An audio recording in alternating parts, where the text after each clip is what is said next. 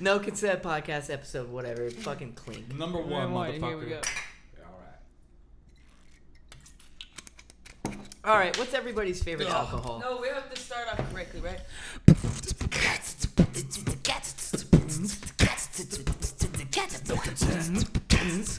No consent. No consent, bitch. Fuck it. All right, well, I just want to start this off telling everyone that Billy Sweet is obsessed with this movie called Hereditary. I am. And he can't stop showing it to the rest of the goddamn world, and that's his favorite movie of all time. It is. Not my favorite movie of all time, but definitely is one of my favorites in the last year. Scariest movie. It's fucking scary, dude. David's reaction to the entire movie was fucking priceless. So I think it's more than scary. I think it's fucking disturbing. Exactly. It's the most phenomenally well done. That's the scary scariest thing about it, because a lot of movies in recent nowadays years. are not disturbing. You know what it is for me? Jump scares. You know what it was for me personally was the music. I don't know if you like paid attention to the music at all, but the music is what, like, literally in the beginning of it, like, you just hear that.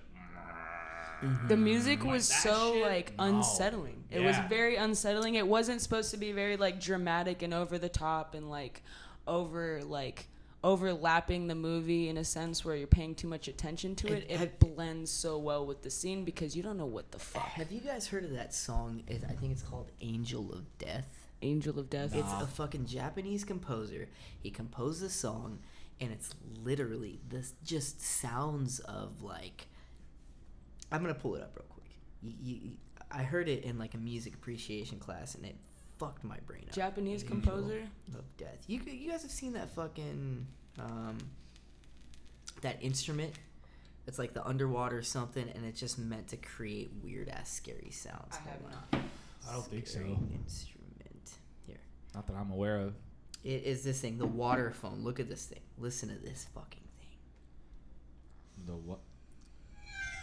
What the fuck? That is so cool. I love that, dude. Listen to this, dude.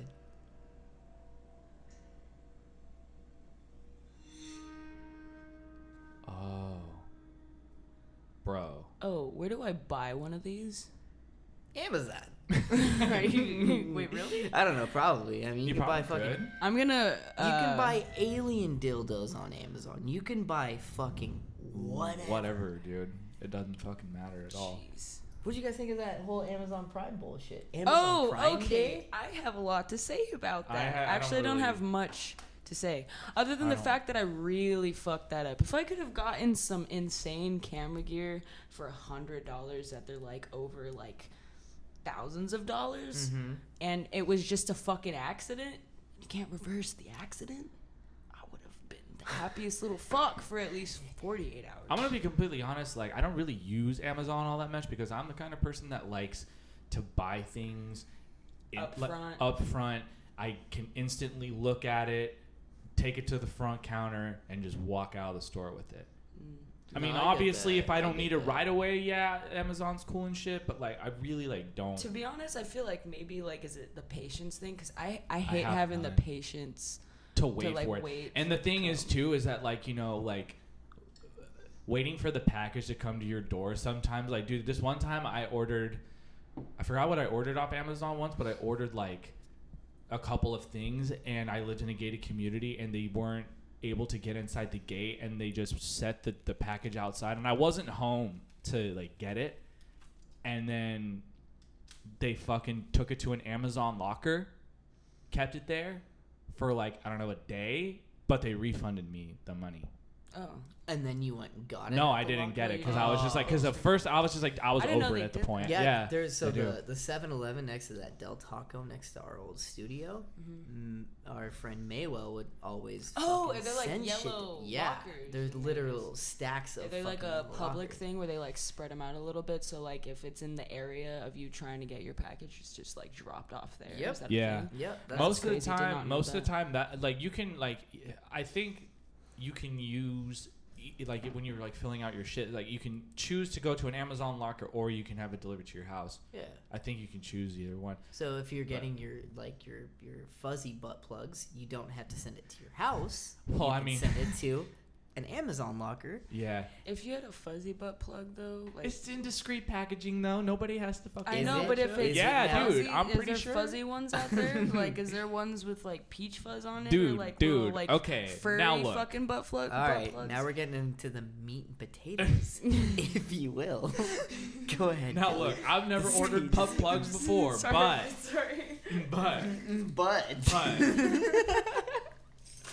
is But I totally would B-U-T-T, tomorrow. but.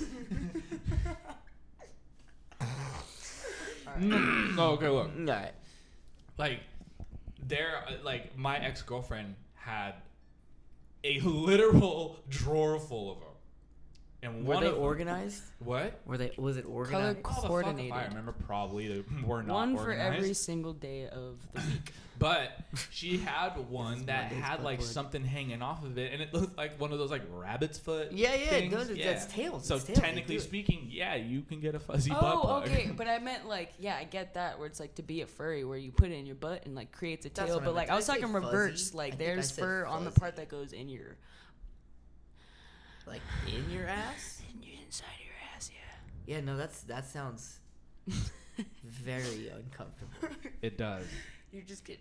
It's supposed to be on the tip, like it's like yeah. It's like here's the You butt want to be a plug. unicorn? All right. Well, we got that. Have you seen the ones that are like Pokemon ones, like Pikachu? No. Oh, dude, those are fucking bestsellers. Look at Really their I'm upset ratings. fucking sure they are, dude. Look at their ratings on Amazon. I'd rather On not. Amazon. Amazon, thank you for selling butt plugs. We really appreciate the kind offerings. that you Okay, bring. so what do we want this podcast to be about? We want to relate to. Obviously, we're all fucking creatives. We love film and Yep. music, and we like.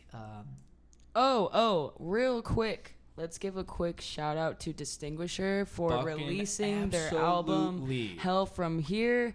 I believe it was released 2 days 2 ago. days ago. Yes, and Oh, it was fucking amazing. It's pretty yeah, angry. It's so heavy. Me and David listened to it definitely- we listened to its entirety on the way to the show in San Diego, and fucking like we were just fucking a- floored, a dude. very angry That record. first song, Actuality, is so fucking heavy, dude. So heavy. Did you see like their Instagram stories and all that shit? They had like a fucking massive hotel Dude, room and all they that. went to like a suite in a fucking hotel saw on that the in strip and Vegas? had a Yeah. huge rager, and they're all wearing robes and shit. Yeah, just, like who the in fuck you Hangover. guys think you are? You think you could just scoop up Nick Chance and just fucking I mean, live the yeah. life? Fuck yes, you can. I mean, dude. yeah, pretty fucking much, Man, dude. I wish we could have. I wish we could have I wish gone we with you coulda- guys I there know, and saw you right? guys' Fuck. fucking hometown show. That must Yeah, have hey been. dudes, I know we've never met before, but like, yeah, me too. You've never Yeah. met the guys I in never met the Distinguisher? guys from No, this- I asked this- them this- that. this- Oh this- wow. You would. You guys would love Mr. Becky here, and I love you. too. 100%. Mr. they Becky would. would love the Definitely. DT. They're guys, for good Put my- fucking dudes, I'm man. gonna put my Yeah. wiener in that jacuzzi you guys were in. Yeah, Don't you worry Probably about feel it. real nice. Yeah. all Bubbly the on Make you my- feel real good music. bubbly on my You ever put your bubbles. asshole up next to a jet? Ooh, actually, Fuck no. I but gotta tell you mean, guys about a ooh. time that I have put my asshole up against. I a jet. literally was not expecting one person was- in this room to have been like, "Yeah, dude, I've done it I before." was yelling Maverick the whole time. Hey, speaking of Maverick, they're I making saw a it. sequel to Top Top Gun. Gun too, dude, and it's called Maverick. Top Gun : Maverick. Colon, Amazing. dude. How much more like How many more- accurate can you get? Right, to dude. this whole podcast, dude. Dude, it's no consent. Colon, butt plugs, assholes up against jets, dude. Dude, like, how many more butt jokes can we do? Uh, oh. Probably a lot. You guys just really want something up your butt. I'm No, not no, no. stupid. If you want me to analyze No this way. entire situation, All right, let me tell you a story Billy's real quick. lying. I've never had anything up my butt before, but my fucking but this one time when I was with my high school ex-girlfriend, she like tried to put a finger up my butt, but what she ended up doing, and I'm not even kidding this, she like, you know, like, oh my god, like, I don't know the motion, but like she like did a circular motion with her fingers like on my taint, dude. oh yeah, you know why? Because it's the connection to your G spot. It's basically like But you're above it, like 4 layers of Yeah, stuff above yeah, it is yeah. your G spot. yeah, but I mean, like, dude, she was doing it on the outside, like on my skin, just like. All right, come I'll tell on, you. bro. I'll tell you this But right now. did nothing. I'll tell you this right now. There are certain points where like, and ladies, correct me if I'm wrong, but right above your pelvic bone is where the G spot sits. So like I've like guys, definitely yeah. put in pressure there and like managed to.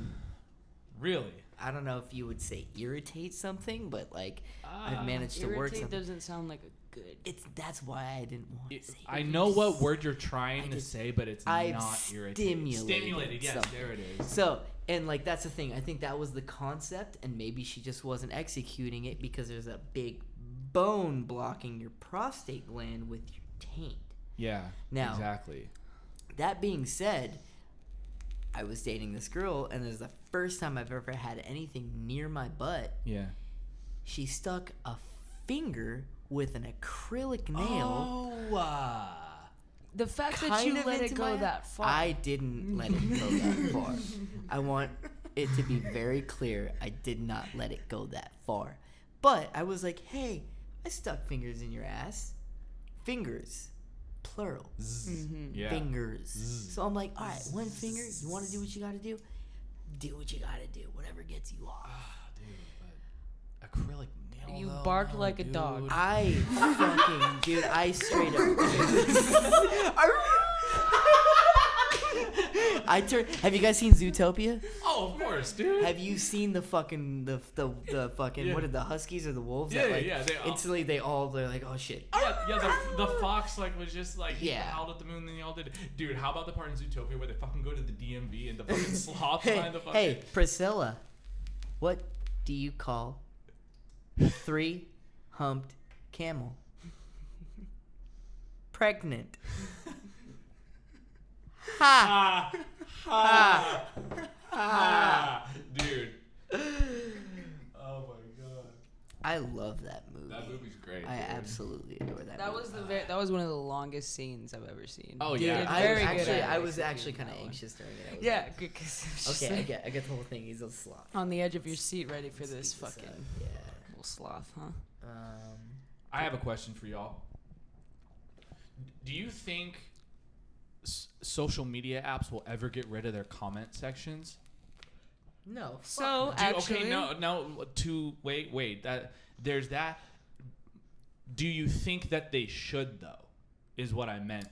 Like, No. Do you think they should? No. Why? Okay. Why Okay, not? Because so coming from like someone that has to be on social media, and I don't have to be on social media. I don't have to Amber's do Twitter anything. famous. Shut the fuck up. Because she has 25,000 followers on Instagram. Come here, children. Shut up. Okay, shut up. I don't care. I'm just gonna say it. I don't I almost had fucking 2,000, care. bro. Okay, it doesn't matter on the followers or anything, whatever. But I've built my portfolio on a social media platform, Right. and I don't have a website currently, which really sucks, but that's just for my own reasons. But the comments that people leave on my stuff are some things that like help me realize that people do give a shit about what I do. Also, I understand what you're saying about the comments being just like disabled on certain things for like, oh, like I guess just like normal like day-to-day stuff, like, Yeah. oh, here's what I'm eating today, and like people like it's just like a pointless Well- comments. I get it, but for some people out there, the comments that people like give on anything are the like most accurate feedback that you can get on things, and I think that they should stay. But I did see this. Instagram said they're on getting rid of Twitter likes. that they're probably gonna start getting rid of Yeah. likes in That's a right. few places right now because people are so invested on how many people like their stuff that it like makes them like have this like I guess like personality about it, or if you could say. And the likes thing, yeah, I get it, but I also don't want the likes to go away, because if I see that more people liked a specific type of piece of art that I made, then like people like that kind of stuff, and I want to continue to keep like, I don't always make stuff for me, I make stuff for the world. So when I see that people are commenting and liking this, it's like people actually are liking it, and commenting on it, and it gives me that feedback that kind of like gives me like a drive. I'm like, actually, I'm making someone out there like enjoy what You're I'm noticing doing. your influence. Yeah. But what about what I'm more or less mean is like the keyboard warrior aspect of like people out there. You know what I mean? Like, Of course, like, of course. I think what's crazy is like to Amber's point, like there's you need. I think that's It's- what it's supposed to be for, is like It's those kinds of supposed to things, be but for it's that, yeah. used It's a in bad- what you're saying Yeah. too. Like it's overly used in like specific aspects that like are very like unnecessary. Yeah, because if you think about it, like the reason why I bring this up is just because like you would never, those keyboard warriors out there that just say whatever the fuck they want and they just get away with it. They suffer no consequences. Like that's like, because back in the day, if you said something like that, like whatever offensive, stupid thing you would want to say to somebody on Facebook or Instagram, and you saw them in real life and you said to them, more or less you get your ass kicked. Now it's like nobody suffers the consequences of saying like certain things or certain words or whatever on Twitter, Instagram, or Facebook. Everyone just gets away with it scot-free because I think all of us here at one point in time have gone into a fucking thread war with somebody in another state, and it's like, well, I'm never going to see this fucking guy or girl, so I'm just going to say whatever the fuck I want, and you just suffer no consequences. The way I see it is like it's like a Batman and Joker dichotomy. Yeah. Right. Uh-huh. Batman needs the Joker. Batman needs a villain to be Batman. Right? Yeah. So you as a creator need those people who combat you to understand why you do it and humble you in a weird way. Yeah, because yeah. not everything you do is going to be well received by everybody. Yeah, right? and that's So- totally fine. I'm not even Yeah. as a creator, one that writes music and plays music and all that kind of Yeah. stuff. That like constructive criticism and all that kind of stuff doesn't fucking faze me. Also, I don't look at comments when it comes to like, oh, if we drop a music video or like a new single or whatever the fuck, I don't look at the comments because I just don't. I just choose not to. And But that's just me if you personally. choose not to, like, that's okay too. Like, to be honest, like I try not to pay too much attention to like social media stuff like that. Like as of like recently, more so just like hating it, and that's like not my fault or whatever. Like it's just like the way that it's impacting everything. But like I feel you. I'm not trying to like pay attention to certain things, but maybe if it came to like you said, the like music videos and stuff like that, maybe you can check out the comments. Maybe there's one thing in there that you would actually kind of enjoy to see. But what I'm saying is, like, I understand what you're talking about when it comes to like comments you don't want to see or you don't care about them and all that. But when it comes to like your work or like something that involves your band and stuff like that, sometimes it's kind of like helpful to see those things, especially when like we're mostly like shut out from the like the rest of the world unless it's like direct contact, you know what I mean? So like Yeah. if people were to text you and be like, yo, this is tight, or like I enjoy this, that's more genuine than just a comment on something, you know what I mean? Absolutely. And I prefer like direct talk like more than anything, but maybe sometimes that's just not how it works, you know, and that's the only like platform that we have. But does that make sense? Yeah, no, it does make sense. I just think like sometimes if like, to go back to my original point of like the whole like keyboard warrior thing, because like that, like, dude, like that just like, I feel like even with people you might know, there will be people that just like say really dumb shit and stupid shit, and like friendships end that way, you know what I mean? Mm-hmm. Like I just feel like I don't think that we should get rid of them, because the idea, and it sounds very silly, it's the idea of freedom of speech. Yeah, Like, yeah, of dude, course. you can tell me that my band sucks, and as a human being, I should understand, hey, his personal preference for this is not what we do. We can still be friends. We can still be creative confidants. We can still be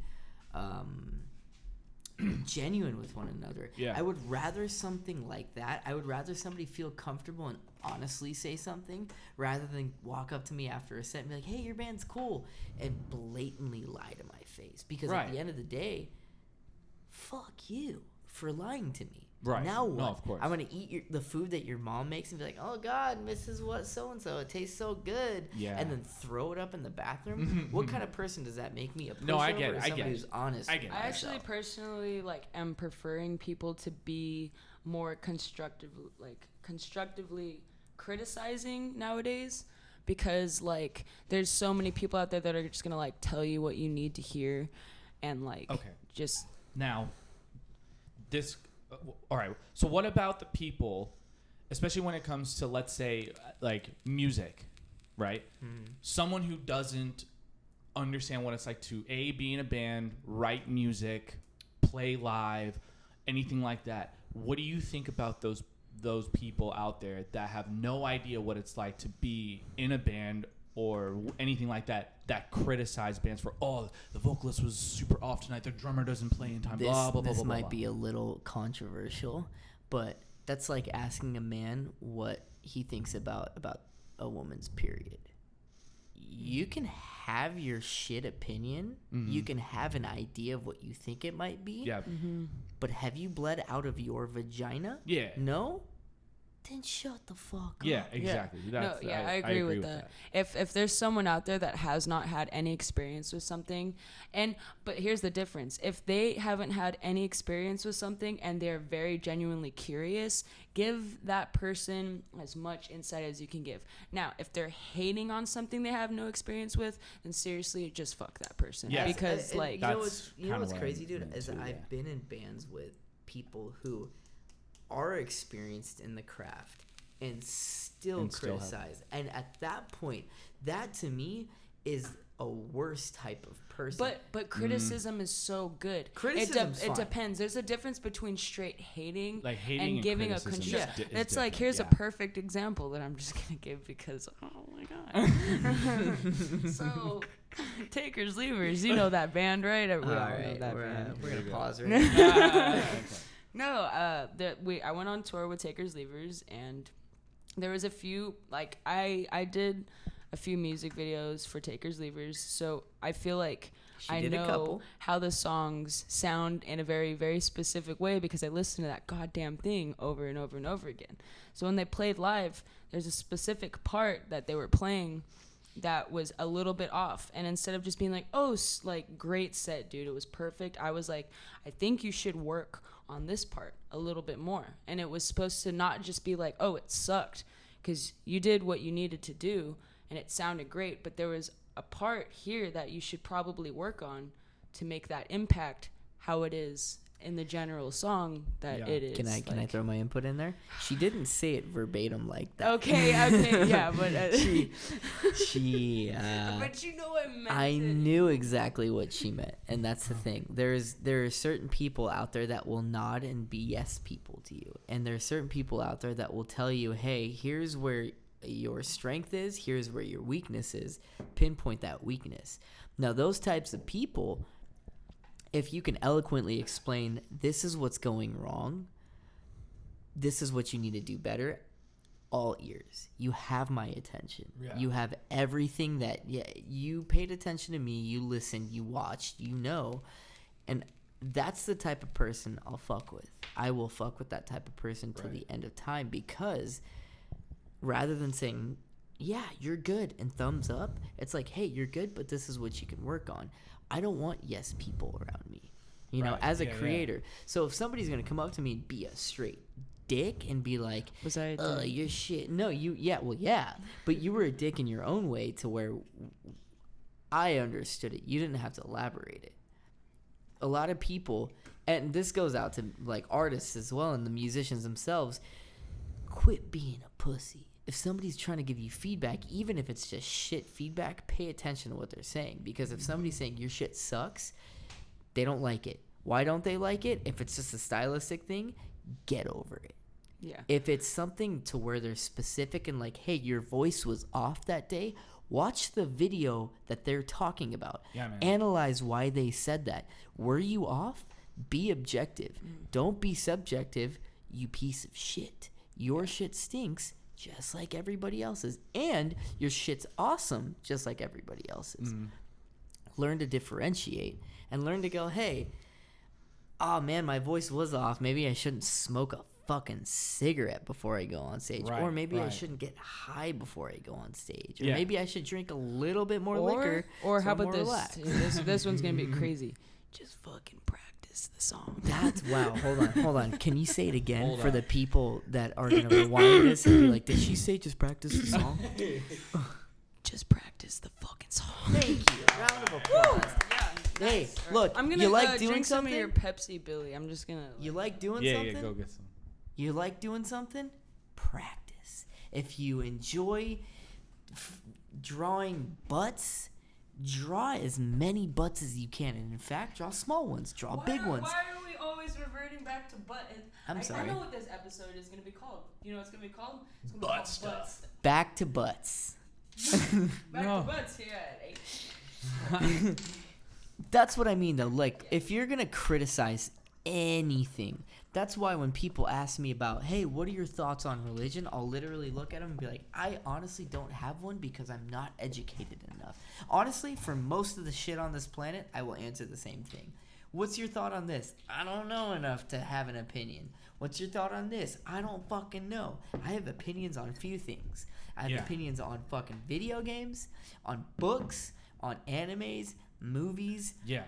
and butts. That's it. And a great pair of titties. Hey, what do you think of those girls' titties over there? Yeah. Hey, You know. she's Hey, got. No, hey. I get it though. I'm a big advocate of the ITBC.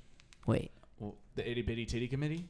IBTC. Did I say Itty bitty titty ITBC? committee. I I live there. IBTC. Yeah. IBTC. Yeah, there you go. Yeah. Welcome to my world. It's easier. It makes more sense. But again, my opinion.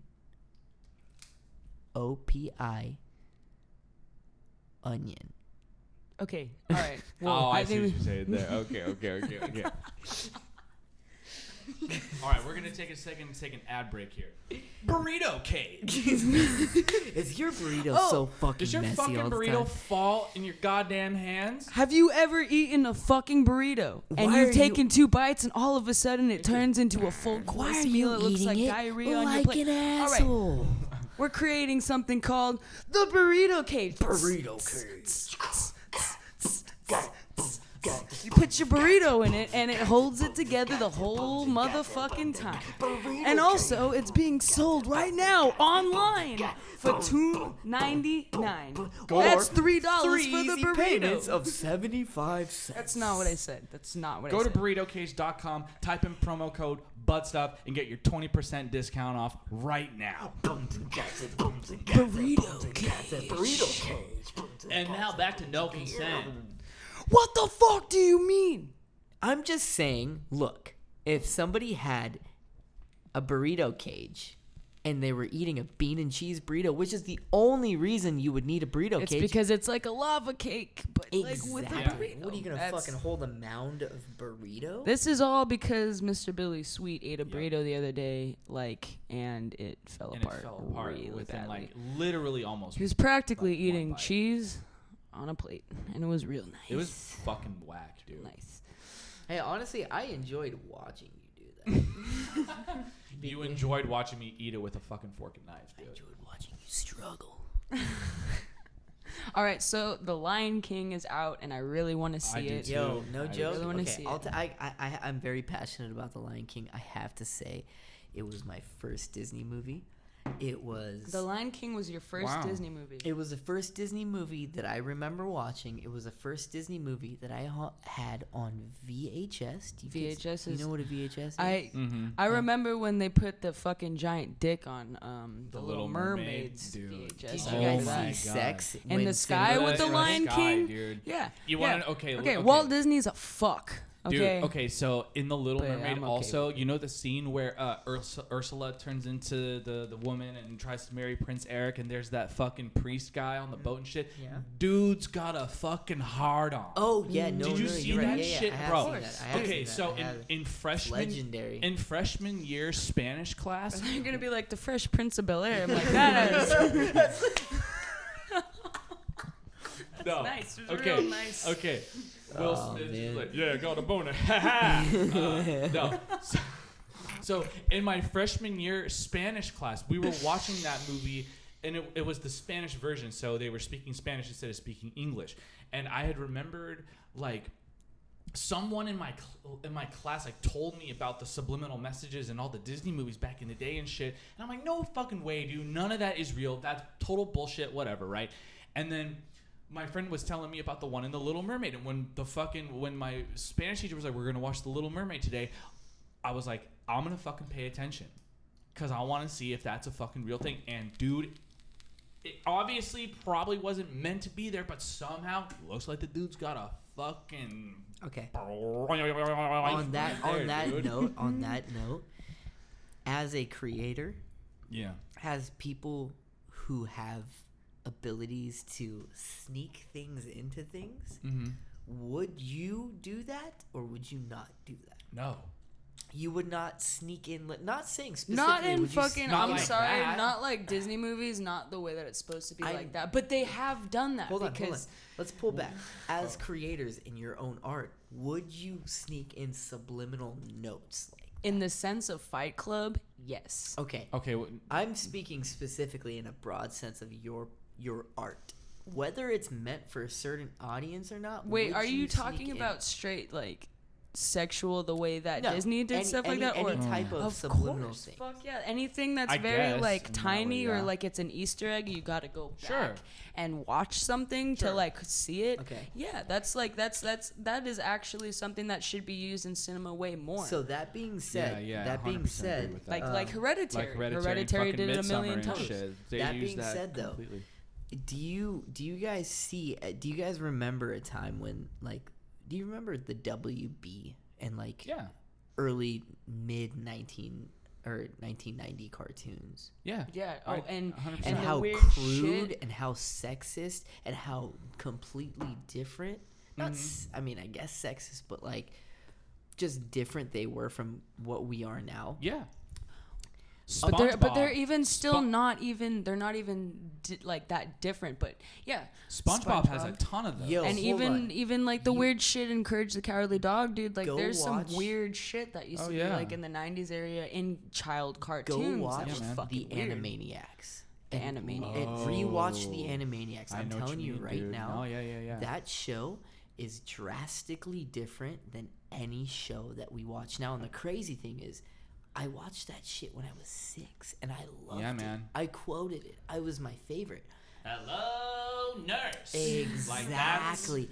Yeah, man. Dude, there's shit where you rewatch it. I rewatched it like a year ago, and I was like, whoa. Okay, now on that same note, dude, Rocco's Modern Life. What did Rocco do for a living?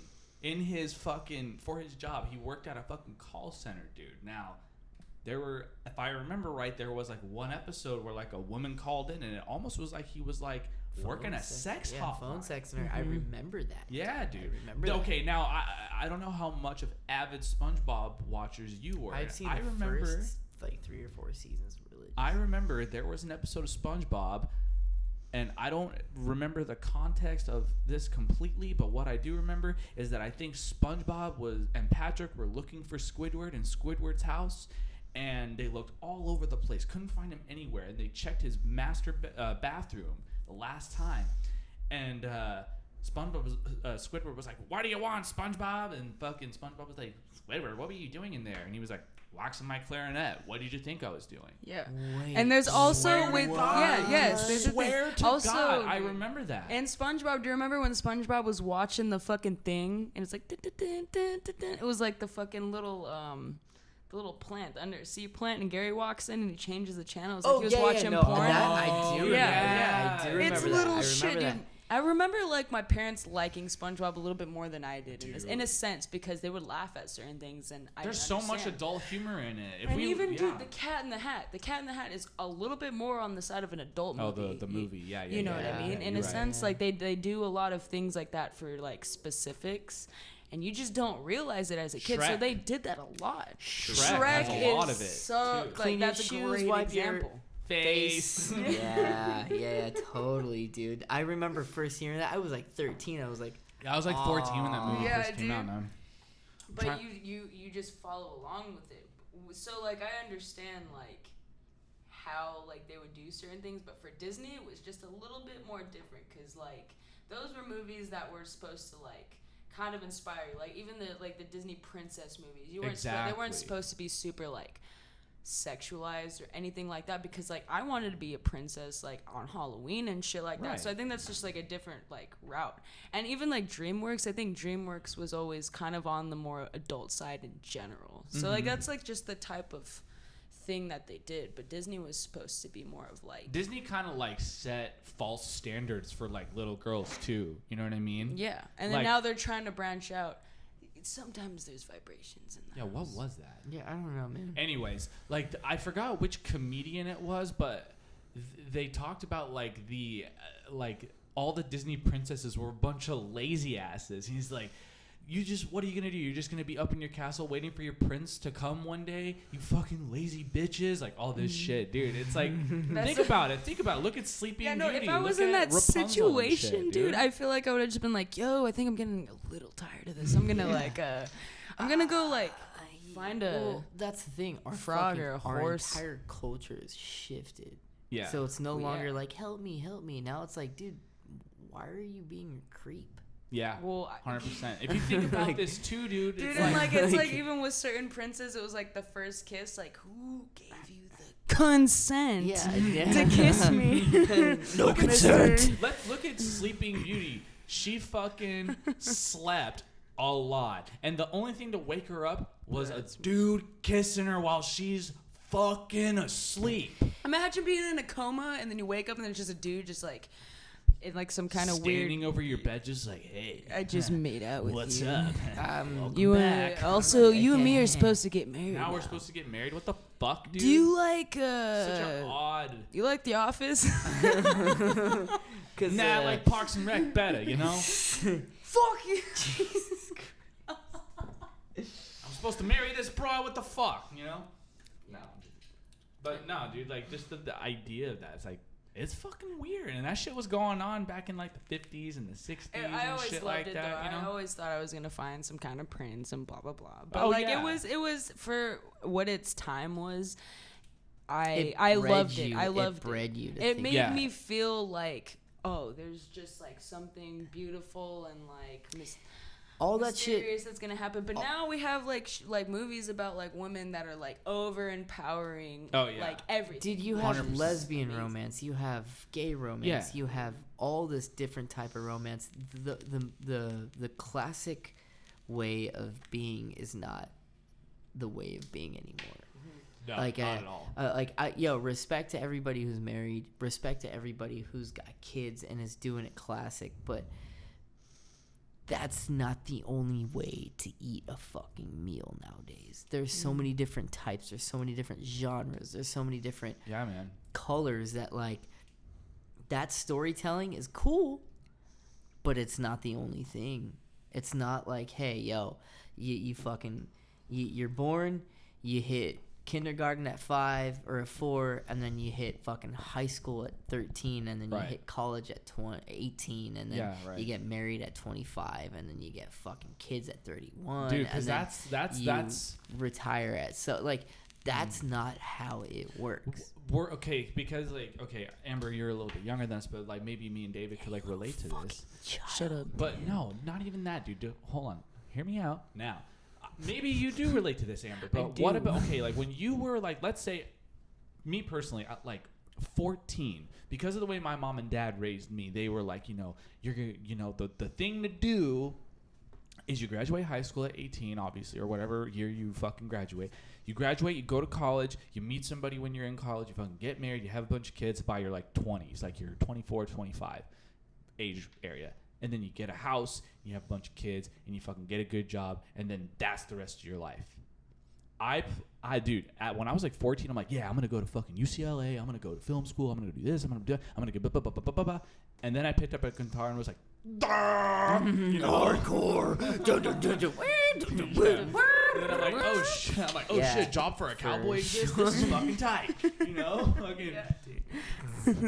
But dude, like I don't know, did you guys like have a kind of similar kind of thought process when you Honestly, were like that? the young? way that you're thinking right now is currently like how I do feel. Like I don't feel like again, like, respect to anyone out there that like wants to do whatever they want to do, but I never wanted to like just give in to like the whole like standard of life like ASAP. I wanted to like grow old, maybe even alone, just doing what I wanted to do, and I didn't need to just like phase out my like my years by like how they're supposed to be and when. If I wanted to like get married or have kids, obviously I'm gonna have to do that at some point.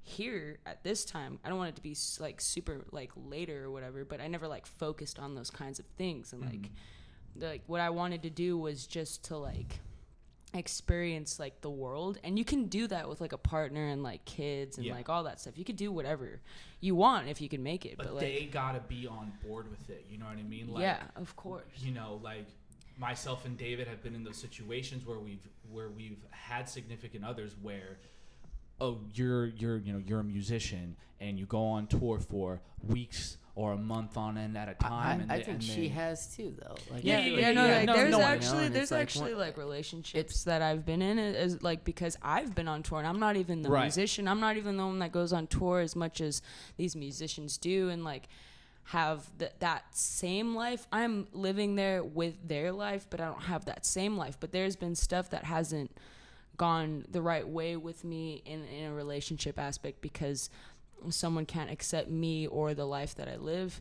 And I haven't been on tour in a minute as well, but like there was times where like I was out there trying to do like what I needed to do, and like it wasn't understanding. We weren't on the same like page, but like, does that like, you know what I mean? Be honest with you? I feel like every dude the boyfriends that I know that you've had, Amber, have been in the realm that we are in. Mm-hmm. So it's like and this is just an outside perspective, that I feel like they got it, but they didn't like, because you know, 100%. So like for like the past few years, if you want to like dive into that, I've like pretty much only like dated mostly creatives or people that were in the scene, or I guess the music scene, right? Yeah. And like things just don't work out, whether it be because of me or how it's going and all that. But people get jealous, people get upset when other people are on the road at some points, but some people can fully accept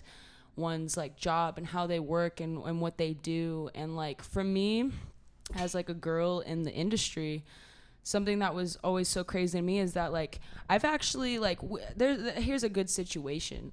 Here's a great situation. I was on tour with Distinguisher, with Body Snatcher and Wolf King, and we were like not pulled over or anything, but the cops showed up at our van at a Walmart because we had some like beer cans and we were just where we were, and the cops like came through and they were just like, yo, whatever, like they woke us up. And one of the cops asked me eventually at one point when we were still getting all checked out and shit, was all like, and I was surprised that a cop asked me this. He's like, how is it being on tour with a bunch of like guys all the time? Like, how is that? How is it like being on tour as a woman in a sense and all that? And I was like, it's practically like I have a dick at this point. That was my response. And like, I enjoy that response because like I can like get along with like the people that I am on tour with so much, but that could like lead to other things. Like I've had like people that I was talking to like be like, oh, you're just around a bunch of guys all the time, like what am I supposed to think of that? And I'm like, right, you're supposed honestly, to think about like, it like this how is my, you would be around a bunch of girls. Yeah, are you trustworthy, or are you somebody who's just a fucking sleazeball, or are you somebody who knows how to work? Now on the flip side of that, I've been in a band that had a girl in it, and guys have asked me, oh dude, what's it like being on tour with a chick? Like that must be fucking like either A, awesome, or B, that must suck. And I'm like, well, why do you think it sucks? Oh, because you know they get their period and shit. And I'm like, nah, dude, it's all the same shit, dude. Like they're just another person, and they're there to do the same thing that I'm there to do. And then some people are like, oh, dude, it must be cool to fucking have a chick on tour because you can fuck her, right? And it's like, no, that's like not at all. You know, that's not it, bro. That's not it. In some honesty situations, there's probably those out there, like, I'm sure not there's those situations out there where like people fall for people on tour, Yeah. but maybe not completely because that's who you're surrounded with at that time and point and period, and like you'll just like create those things. But most of the time when you have like a girl on tour, and most of the bands that I've seen recently that have a girl on tour, there is no like false anything. Everyone is just a bunch of friends, and that's supposed to be like the point. You know what I mean? But like I guess because of like how I understand how this industry goes and like how people can be, especially with this touring life. You spend so much time with a specific group of people. You get to know them and shit like that. And if you have the opposite genders for certain things, like shit gets like announced negatively or wrong, and like you need to like surpass that. And like honestly, fucking for the people out there that are like, say you guys are a band and you guys bring a girl on tour, just let her be fucking comfortable with herself and just vibe with you, because people are good people. They have good intentions. They're like trying to do what they want to do, and they're working for you. Just don't ever make some girl on tour feel uncomfortable ever, because I've had that before. I felt uncomfortable on a few tours, and I was just like, I'm out here trying to work, but if this is like a thing that's gonna come with it, that like really sucks, but it's not gonna push me away from it. And even like just the way that the world talks about certain things, like, oh yeah, she was on tour, he was on tour, and like people like fell for him or her. That happens. Like people can fall for people on like tour and like shit like that. But if you stay true to like whatever you believe in, then that's how it's supposed to go. So like when people are like, oh, you're on tour with a bunch of guys, like how does that go? I'm like, yeah, honestly, really well. Like I actually love all of these people. Like they're kind of like my family. It doesn't have to be always more than that. You know what I mean? So when it comes to your significant other, and they can not be in the industry and understand you being around all these people when you travel, and like these like even when you go to bars and venues and there's a bunch of like girls there or like guys there, you need to understand that that's just how it is. Right. And like, and if your significant other can't understand that, that's okay. You can try to help them, but if it gets to a certain point, why would you quit your career over like something that's more envious and jealous because you're nervous that they're gonna do something? It's all about the trust factor. Yeah. Does that make sense? Of course it does, yeah. Maybe that was too much of a rant. I don't know. No, it's not too much of a rant. It's the idea of I really wish every person had a brother and every person had a sister. Yep. Because in doing so, you can look at somebody and be like, hey, the way you're treating that person, imagine if they did that to your brother or your sister. Yeah. Mm-hmm. Because empathy goes a certain distance. But if I told Billy, like, hey, dude, imagine if somebody hurt you the way you hurt me, theoretically. Yeah. You would understand it because you'd put yourself in those shoes. Right. Now, if you had a sibling that was a girl and one of your friends treated Amber a certain way, and I said, well, imagine if somebody did that to your fucking sister. Yeah, 100%. You would plug that in. You shouldn't have to get to that extent, but you would plug that in and be like, yo, I would never want anybody in my life like that to be uncomfortable or scared or frustrated or distracted, especially when they're working. Yeah. And I used to play in a band with a female front woman. I love her to death. Josie's the shit. And if you're listening, Josie, I absolutely adore you and I'm very proud of you. Shout out, Josie. Shouts out to Josie. I've been eating pears and shit. I've been eating pears and shit. She's a very powerful human being. And like, when you watch her interact with people, she has a presence.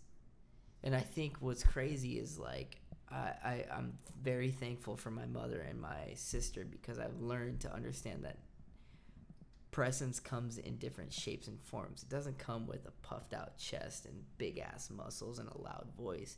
It comes in action and movement and how you do shit.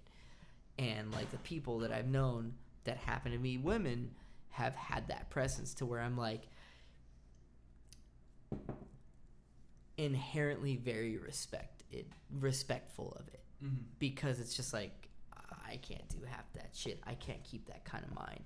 I Right. can't approach my craft like that. I can, and I'm learning, but not from my dad or from my brother. I'm learning from my mom or my sister or my Yeah. female cousins or my nieces or niece or whatever, whoever, or some of my best friends. Like I learned this shit from those people, and like there are times where I see it on tour, and it's like I've seen a girl very uncomfortable, but she's getting kind of paid, and it takes everything in me to be like, yo, just please do your best to make that person feel fine in a van full of dudes. Right. Because, yo, guys can be great, but guys can be shit too. Yeah. And Yeah. we've all been on either end of that spectrum. Yeah. I have definitely. another thing to add on to that.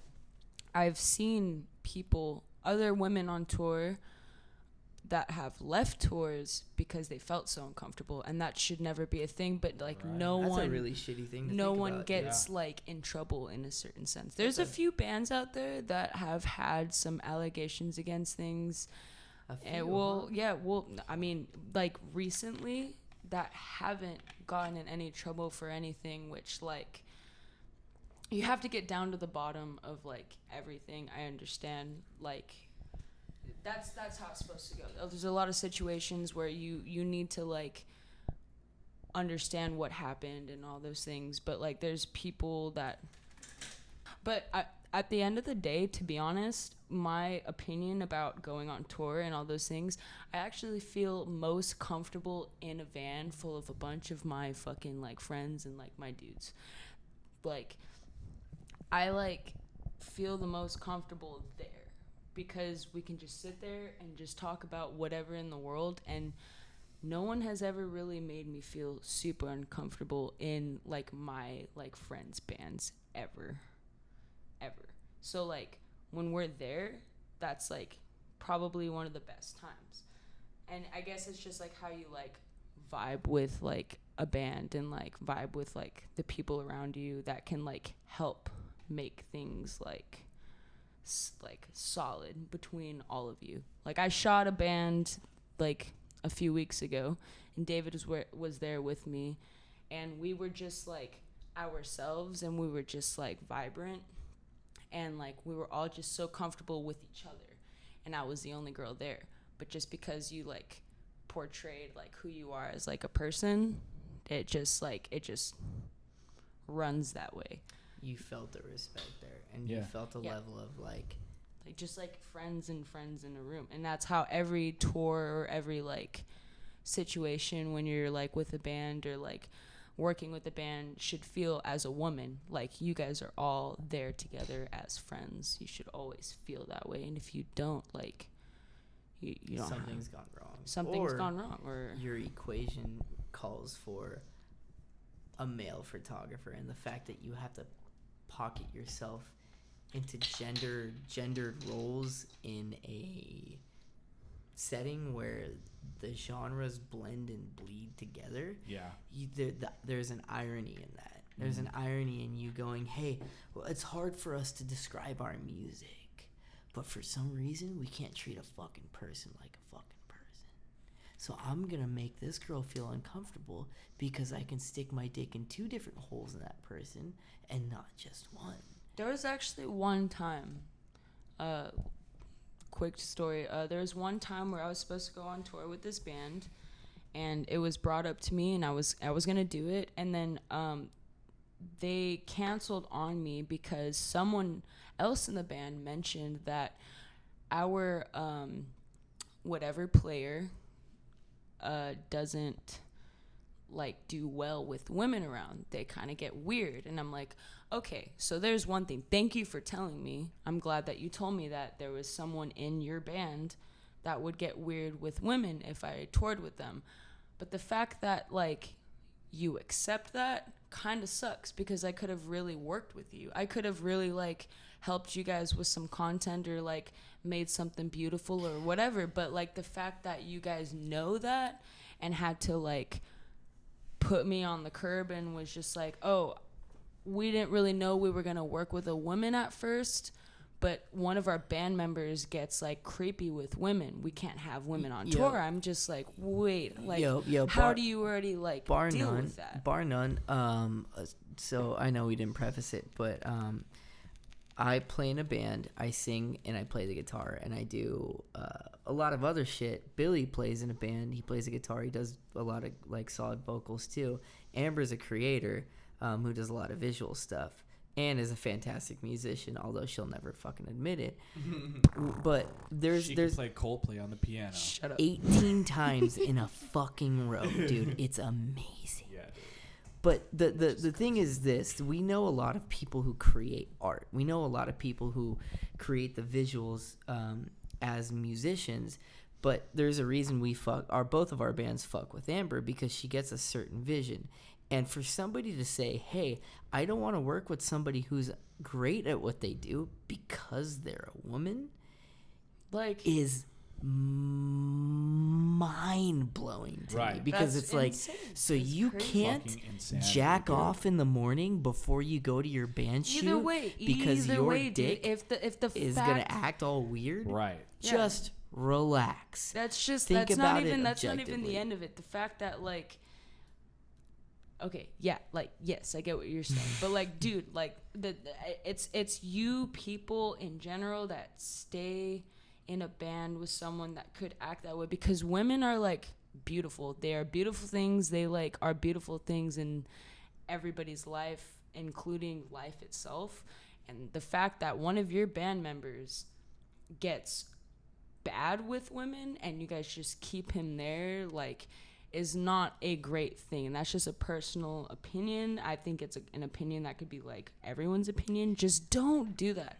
If here's a great start for something. If you're gonna start a band with a group of people, everyone should just be not like a great person, but like if you have certain things about you that are bad when it comes to stuff like that, that's just a red flag when it comes to like being like successful in a band with like people. Like, you should always respect women in general at any show. If for any band, for any reason, there should never be that little like, oh, I'm sorry, this guy doesn't vibe with that, we can't do anything anymore. Like, that's We kind of can't work scary. That's together scary. Like, because what like, does that make sense? Yeah, It does. it does. It makes sense because like a lot of people don't have a filter, a human filter, not just a verbal filter or a cultural filter, but a human filter. And the thing that makes human beings human is the ability to choose some shit. So like, I could easily fucking kill both of you right now. Instinctually, I can kill you and say, hey, this fucking this Is he apartment's gonna kill mine. us? You want our No, apartment? not while you're fucking awake. You can never sleep over anymore. That's what you think. I hope you pack up your nice fancy little mic and go home. All right. We're gonna But eat. what I'm saying, you're gonna eat all my gummy bears. I get it. Okay. But what Alright. I'm saying is, You might like, want to check your brake line on your van after. that's perfect because You might want to check on your van in general. I never use my brakes. The idea is, I choose to treat people a certain way. Yeah, we have instincts as human beings and we pursue them, but we have this filter. My natural filter when I see a fucking animal is to like, oh, I'm gonna go hunt this fucking thing. But then I go, that's a fucking mountain lion. I probably shouldn't fuck with that thing. Yeah. Have you ever seen that I'm- bit where it's like, oh, there's a tiger, I'm gonna go poke it with a stick? I have, yeah. But no, that's perfect. That's actually brilliant. That's what makes us human. Yeah. What makes me human and you human is the ability to go, hey, that's Billy. I'm going to go introduce myself. I'm going to learn everything about him. What does he identify himself as? Is he a creative? Is he fucking athletic? What is he? And you learn about that person. And then you learn how to treat that person. Does he sleep a lot? Yes. Confirm. No, I got called out for that. he sleeps averagely. He just All right, sleeps so late. Billy I just- Sweet I is now just Billy sleep- Sleep. I just fucking fall Forever. asleep late and I wake up late because that's just my natural I'm rhythm scared of to wake things, him up. Okay. I woke him up the other day. Actually, I woke him up the other day, and that was probably the scariest moment. Me and David talked about it. Come on. No, Dude, no, shit. no, no, no, no. No shit. I was so scared. To No, wake we you were up. talking about she'll Billy. be I'm like, not "You shoulda even wake kidding. him I up." called you. Like, I'm I not called gonna you do it. twice on your phone, but I think your phone was on silent when you need to go to San Diego. Okay, hold on. My phone is always Okay, on I know, silent but when I can sleep. you I hung up the first time and I wanted to make sure that you were going to wake up on time, so I called you a second time and then I went in there and I was never more scared to Oh go my wake someone God, up come on, in my dude, life. come on. I know that just completely strayed from the conversation, but don't ever wake up Billy's sleep because you're going to die. No, you won't. Also, side note, we should just keep going. Like, we should just keep going. No, like, mark. Just keep going, right? We're at 2 hours. No, we're at 1. Logic is weird because it'll say it's at 2 hours, but that's 1 hour. It's really fucking weird. I promise you. Yeah, there's no way we've been doing this for 2 hours. I got home at like 9 something, and it's 11:22 now. That's not possible. I swear, dude. It's an hour. Just We should leave just it. keep going. Can we take a quick break? Yeah. Yeah. We'll be let's take a back break. right after these We'll be messages. right back after this message. And we're back. We're back.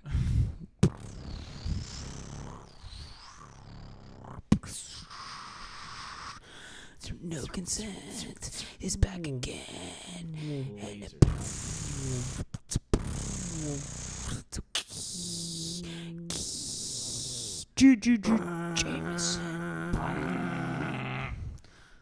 Wait. If we all did a harmonizing together and we tried to sound good, how would we sound? I don't know. Let's try it right now. All right. Alright, He hits the highest note, obviously, because he hits the highest note, and he's wearing a crop top. Okay, I'll hit It's the mid range, and you'll hit the low. Yeah, that's. Or that's no, pull let your me- nutsack down. Let me do the low one, and you do the mid range. okay.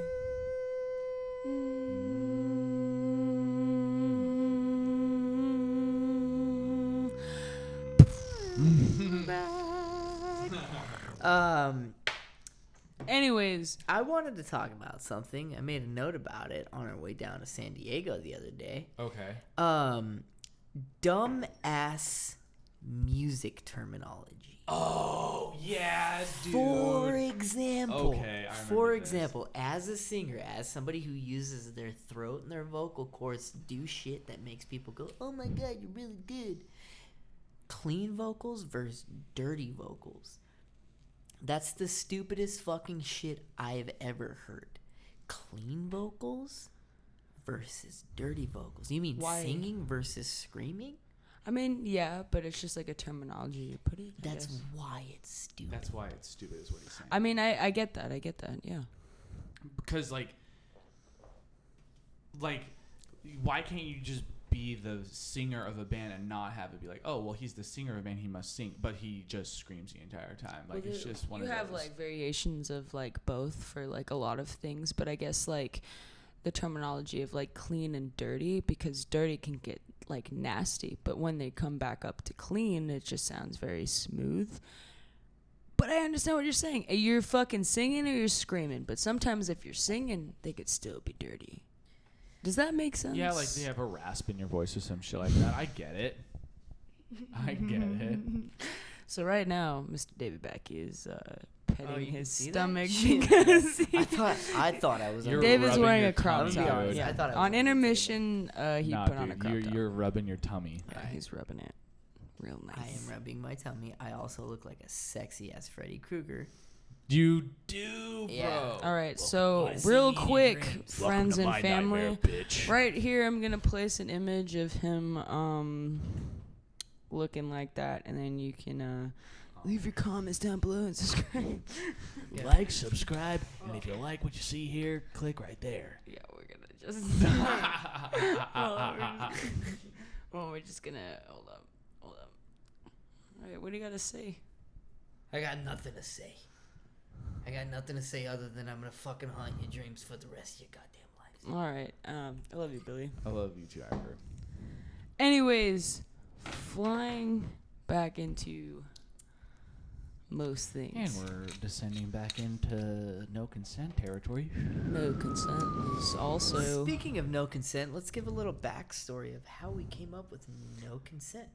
Because I'm going to be honest, I don't remember. I don't remember either. I was gonna say. I'm pretty sure we were all sitting here, hella fucking drunk, talking about title. Obviously, we were talking about the fucking title. I remember. No, okay, wait. Amber was the one that was like, "No, we're fucking doing no consent." That's Yeah, it. okay. No, Well, it that was was me, but me. also It was you? It no, was no, me. I no, remember what happened. no. It was Okay. you and me. We You were talking about no consent, but then we like leveled it up to no consent in the van, Okay. and then we went a little too far with that one because all of you guys Are are you gonna trying be to like, steal my fucking fire? 'Cause "Are you serious? two- That was the whole Okay. fucking I'm thing, not dude. saying That was the shit. point." She's All the right, one look. talking, not me. Okay.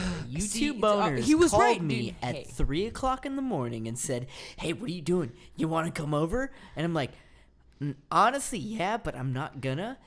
And then we started talking about the podcast, and then I'm like, "Oh, we should call it like no consent." Yeah, And then you were like, yeah. "Oh my god, that's genius!" Yeah, and then we started talking about like no In the van. consent in the van. I'll give you that. All right. Well, no consent in the van. It might be like the longer version of this podcast It'll be a name. segment. But no A consent segment, is yeah. not supposed to be like no consent, except for the fact that you have no goddamn consent to listen to us.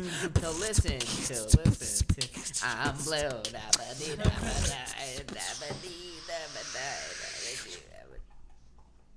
Sick. All right.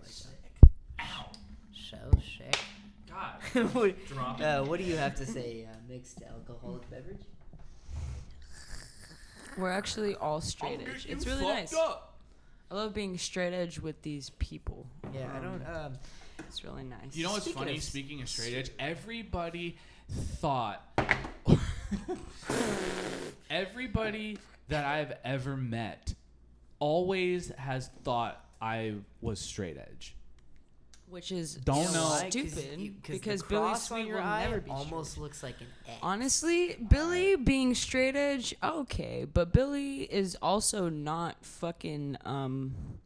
religious, and he has a fucking straight up cross on his face. So how do we deal with that? We just accept it because Billy Sweet wants to be the trendy little baby, You don't true finish baby. that. Okay, hold on. True baby. I True said baby. true On that baby. note- Okay, on that- yeah. on I that see. note, You see how What's- nice I ended that? What's the dumbest trend that you participated in that you fully regret? No, fully regret? No, never mind. I was about to say seen, but I do not regret it. That I No, I think that's two umbrella terms. Be specific. Okay, well, what trendy? I'll tell you right the now. stupidest trend that I participate. Yeah, I'm gonna have to think about that one because Yeah. usually I don't. For I don't me, regret. and this is super like this is going Most. into like myself as a person, but straightening my hair because I wanted to look like Tom DeLonge on the cover I see. of Take Off Your Pants. Yeah, and hey, Jacket. dude, for fucking real, dude. I fully get that. I thought he was so cool. I still think he's super cool. He is stupid. But I thought he was so. super I'm cool. like, why can't my hair be like that? Because your hair is fucking thicker. A cubic inch of my hair is his entire head. Right. And I was like, oh, I want it to like lay flat, and I want to look like that. It's like, nah, dude, that's not cool. You look dumb. I look dumb. I have a scar, a miscoloration here because I tried to straighten my hair with a fucking clothes iron because I didn't. My mom's like, I'm not buying you a straight iron, dude. I looked stupid when I was younger. I looked dumb. I had a shit peach fuzz mustache. That ended up looking like Yeah. a dirty Well, Sanchez. I had a all my pants were stolen from my sister and sewed at 2 a.m. because I didn't want anybody else to Your find pants were sewed at 2 a.m. out. Fuck yeah, my That's pants were crazy, sewed, Dude. 2 in the. And they were like punk sewed, so they were just like X's going down. I mean, I don't think this was stupid, but I mean, like, when Vine was a big thing, I like did that a lot. I love But- Vine, dude. yeah. Vine's But amazing. that- but see, Honestly, that's why I Billy don't- Sweet is one of the most funny people in the world, and I Aw. want everyone to know that. I will. Don't I will awe second me. that. I will second that because No, you say some Billy shit that Sweet makes me go, needs to be viral how does somebody think forever. of that? I'm dead ass, dude. I'm so sick of you fucking waking up in the morning and telling me shit, and I just can't stop laughing because it's fucking stupid. I can't deal with that anymore, but I'm gonna deal with it for the rest of my Whoa. life. Thank you. I mean, like, I don't really know, dude. I can't really. I honestly, I personally cannot pinpoint anything where I'm like, yeah, this is like a trend that's really popular. I need to hop on that. You know what I mean? I can legitimately totally- don't think I can think of one. I can jump on this real quick. I Because- know what trends are awful. I know exactly which ones. And that is the trend of life. Oh, I do know. I don't. Okay. I'm being Bling, so bling. dead ass. I think the only trend that I've needed to get into that I don't regret because you have to do it, but the one that I just don't enjoy doing is like the real aspects of life. I don't like it. Right. I think it's Can not you even a elaborate? trend. Can you It's not a elaborate? trend. It's not what you're supposed to do. What I can elaborate on is like how you're supposed to be and what you're supposed to be and what you can do for the world that makes you more important than others. Okay. That trend, that fad, whatever the fuck that is, like that's how you need to be a certain way to make it sometimes. What is what it seems, and then when that trend comes in, people are trying to be a specific way to make it happen. That doesn't always happen. There's people that are just naturally like that, but I never enjoyed the fact that you needed to be something specific to make it in the world, and that is not a trend. That's just naturally how it goes. But I think that's the only thing that I don't like, because other trends that are super simple, like shaving your fucking head or like making a specific genre of music, yeah, full send. But the whole fucking thing of like living the normal fucking American whatever The life American or dream. whatever the American dream, like Shit, that's like yeah. something that I actually just would never believe in. So And would like yeah, and then, I mean Okay. like just like a side note, like that's like a super fucking like it's not even like a hippie thing, but it's just like, oh dude, like I would never conform to fucking society. I don't Yeah, fucking because that's care. kind Like of where I Yeah, was yeah. thinking you were going with that. So are you talking about the idea of looking at a culture and saying, hey, they've set up a set of regulations and rules and timing and patterns that you should follow? For example, graduate at 18, move out, do Right. this, get married by this time. and then You mean- college and like Yeah. things that you need to do to make sure and ensure that your life is gonna go well. I will never second wanted to that follow then, that. because Here's also- but here's my backstory really quick to like show that I wanted to go to college to work in the movie industry. I wanted to do that, and I always felt that I was not the best person to go into college to learn that, because I was already very like dynamic with what I believed could be possible and could not be possible. So when I go to college, I go to the Art Institute. By the way, special ad, do not go to the Art Institute. It is a fuck school, and they will not do anything. I You almost- cannot transfer your credits, and they are being sued for $11 billion. I almost went to that school. Okay. No one should go to that school. You should be able to do what you need to do as a person, and you should be able to like live your life the way that you want to with any art aspect that you want to by yourself, without having like the fad of like needing to go to college to become a creative and stuff like that. That is the first thing that got me out of that aspect. I was like, these kids are going to come to this school and they are going to try to learn everything possible that they can to get into the movie industry, and then they're never going to get into it because they're being told by specific people that should not be they should not have a degree in someone that should tell you what to do and what to not to do. When I was there, some of my teachers seemed less educated than I was, and that is not an ego thing. I actually genuinely thought that they never experienced something else besides what they knew, and it was insane because I was like, I need to go to the school to make sure and ensure that I was going to be in the industry, but that was not true. I'm watching these professors work, And maybe it's just a me thing, but they did not work the way that I think that an individual would need to understand how they want to let out their creative, like, outlet. Does that make sense? Yeah, They were too rigid. Yeah, they were That's too like, specific, and their degrees were not real. That's also a thing about the Art Institute, is that they trade just school, that's why. Yeah, exactly. And when I'm sitting there listening to someone that's supposed to tell me how this needs to go, I'm sitting there and I'm like, this is fucking bullshit. And everyone's taking notes. Everyone's sitting there and they're like, oh, this is how it's going to be. This is how it's supposed to be. So, like, also to end this quick story, I had a project and it was like, turn in a music video. So we all turned in our music videos. That was the project. That was how it was supposed to be. We turned it in, and I knew deep down inside that the music video I turned in was something a little bit different, a little bit out of the box. I didn't even want to use the same program. I wanted to use my own program to edit this video, but they wanted me to use a different program. And I was like, I don't think I'm going to do that. So I'm going to use this one instead.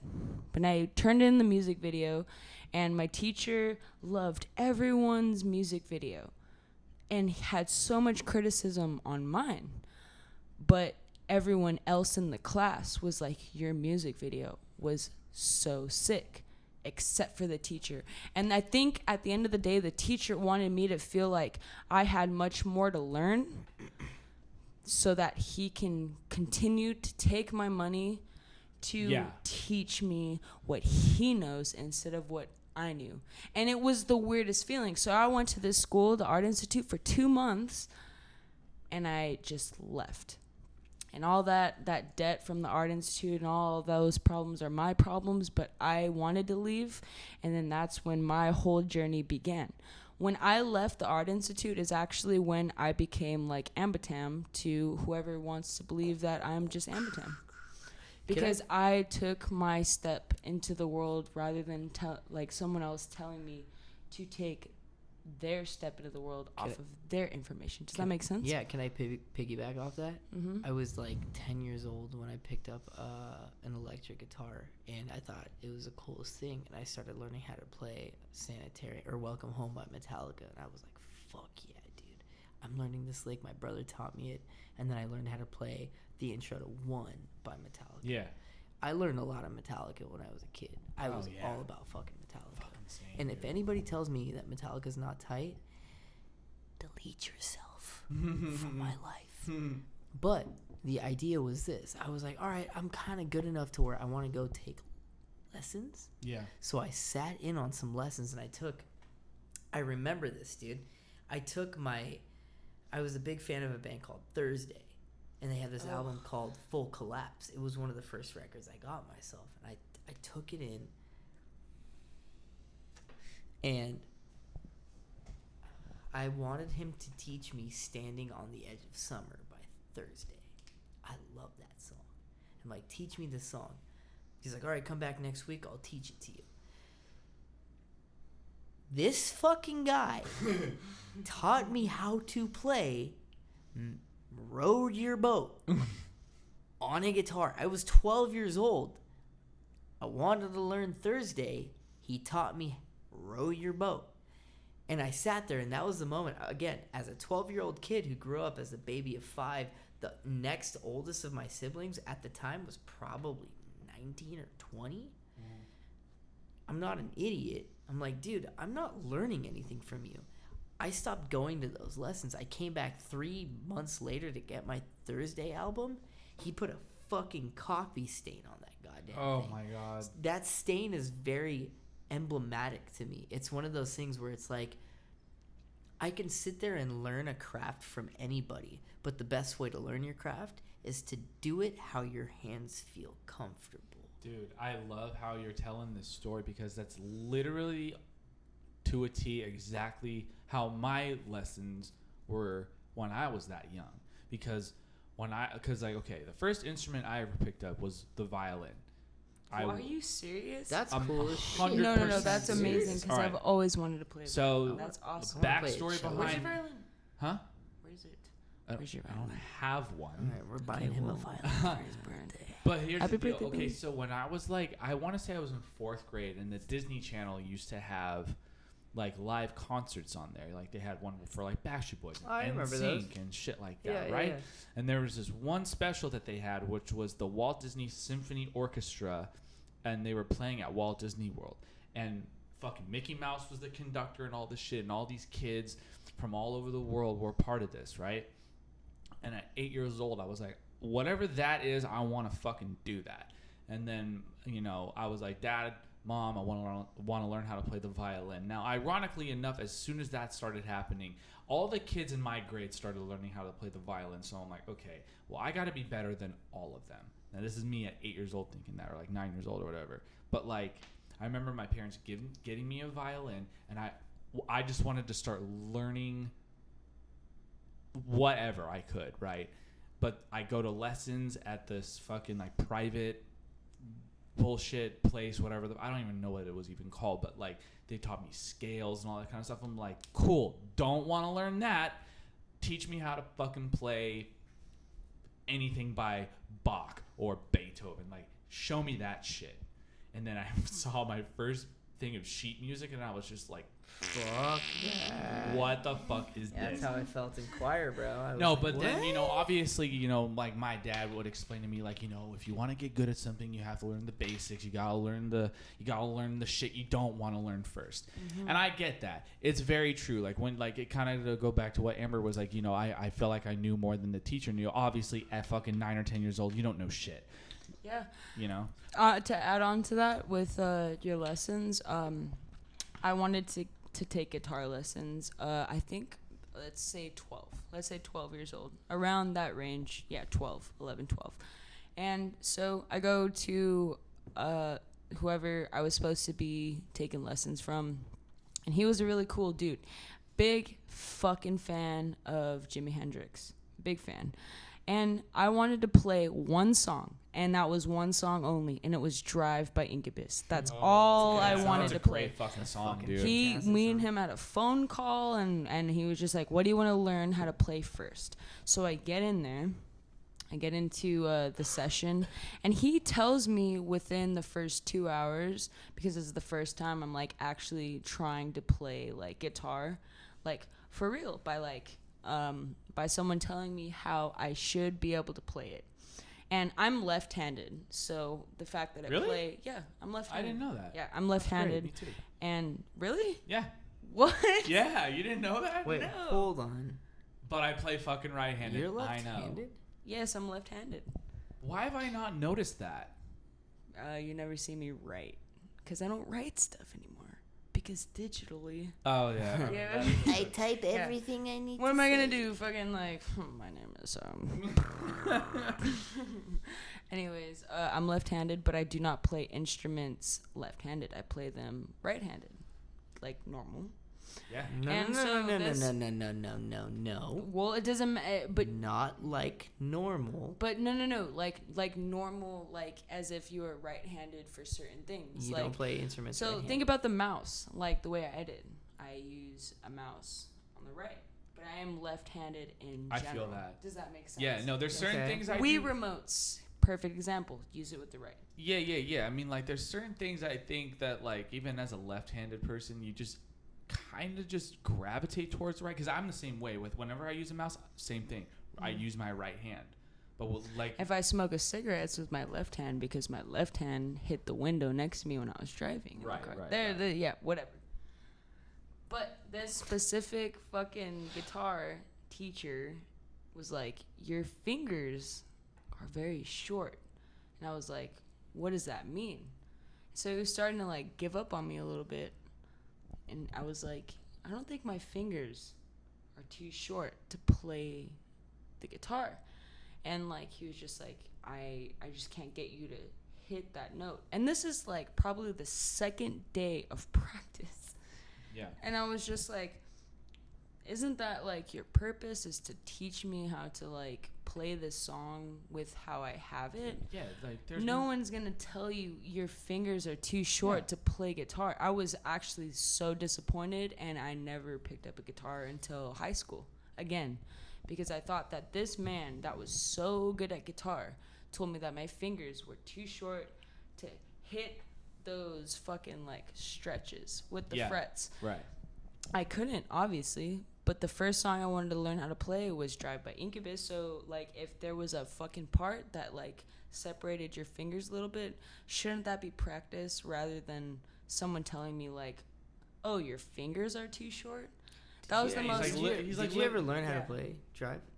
No, I never did. Ooh. I quit. Dude, that's the thing. Yeah. That's the thing. That's the same with college. Consider Like the that a second goal. that someone in college taught I me. want to learn how to play that too. Actually, I don't. Drive by I've Incubus? never learned how to play.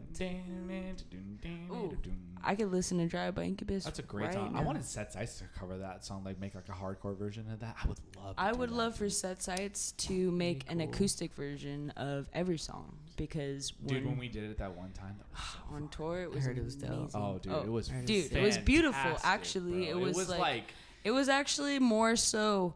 Dude, like Jay picked up Beautiful. Jay picked up an acoustic guitar. Me and Mikey got a couple acoustic guitar. Like Jay picked up an acoustic bass, excuse me. Yeah. And Griffin played on the fucking like wooden plank, like whatever. Cajon. Yeah, no, just like just like a cardboard box, like those. It's called like, a cajon. yeah, yeah. I didn't fucking know what it's called, bro. Like, what the fuck? Are you serious? But dude, like I was getting my guitar fixed at this like mom and pop shop in fucking Texas, and we just sat in the acoustic room and we just played like a few of our songs that were like a little bit softer, like Are on there the beers acoustic. in the fridge? I think there's a Here, couple. I'm gonna IPAs. hand you a beer and you're gonna have to drink it. Okay? Where? That's is- why he wants That's it. literally not. But This is you're me. not gonna like it.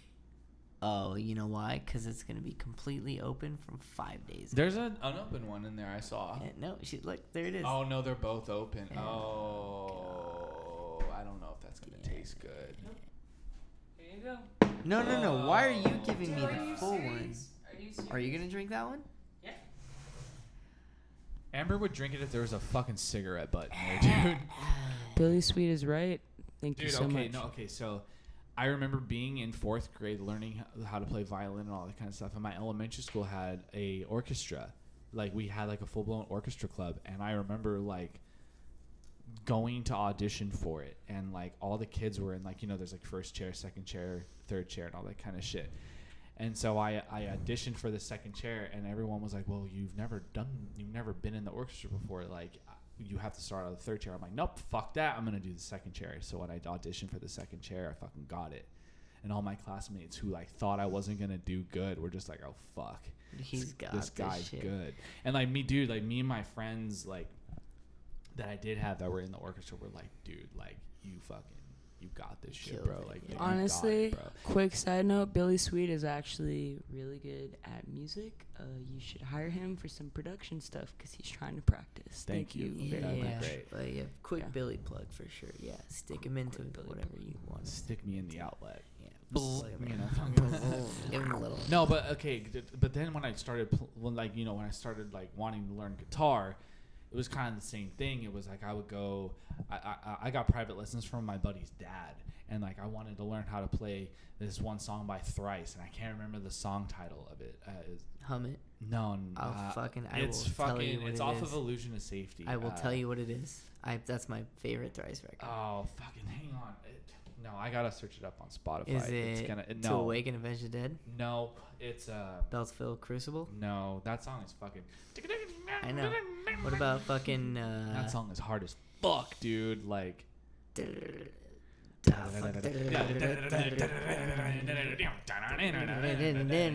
That's fuck no, I know. It's just like I'll draw the shades and stay.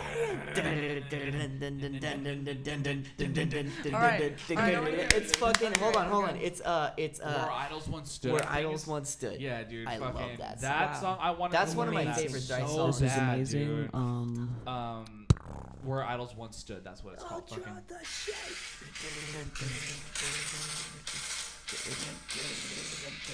Yeah, but Dude. the main riff in that song. Here we go. Wow. Dude, hold on. Hardest. Can you do me a favor? Can What? you just play that part we just hummed? The I'll draw the shades and stay in.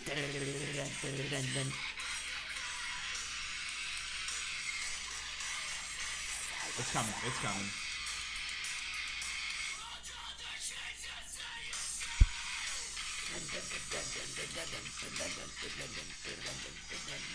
Dude, Oh my that's God, that dude. riff was from 2002. And you know what's crazy is they wrote Take that album fucking notes, in people. 1 week. 1 week? They had to spit together the whole album. They're like, let's write this song.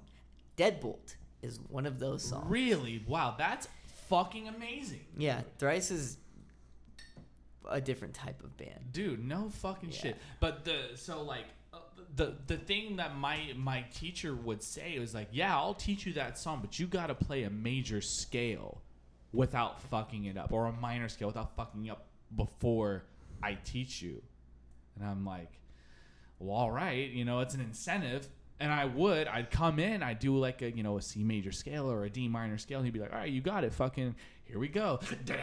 And he'd fucking teach me that shit on fucking guitar. And it was great. You know what? All right, so I have a really, not a hefty problem, but I have a perspective on when it comes to learning music and like doing music.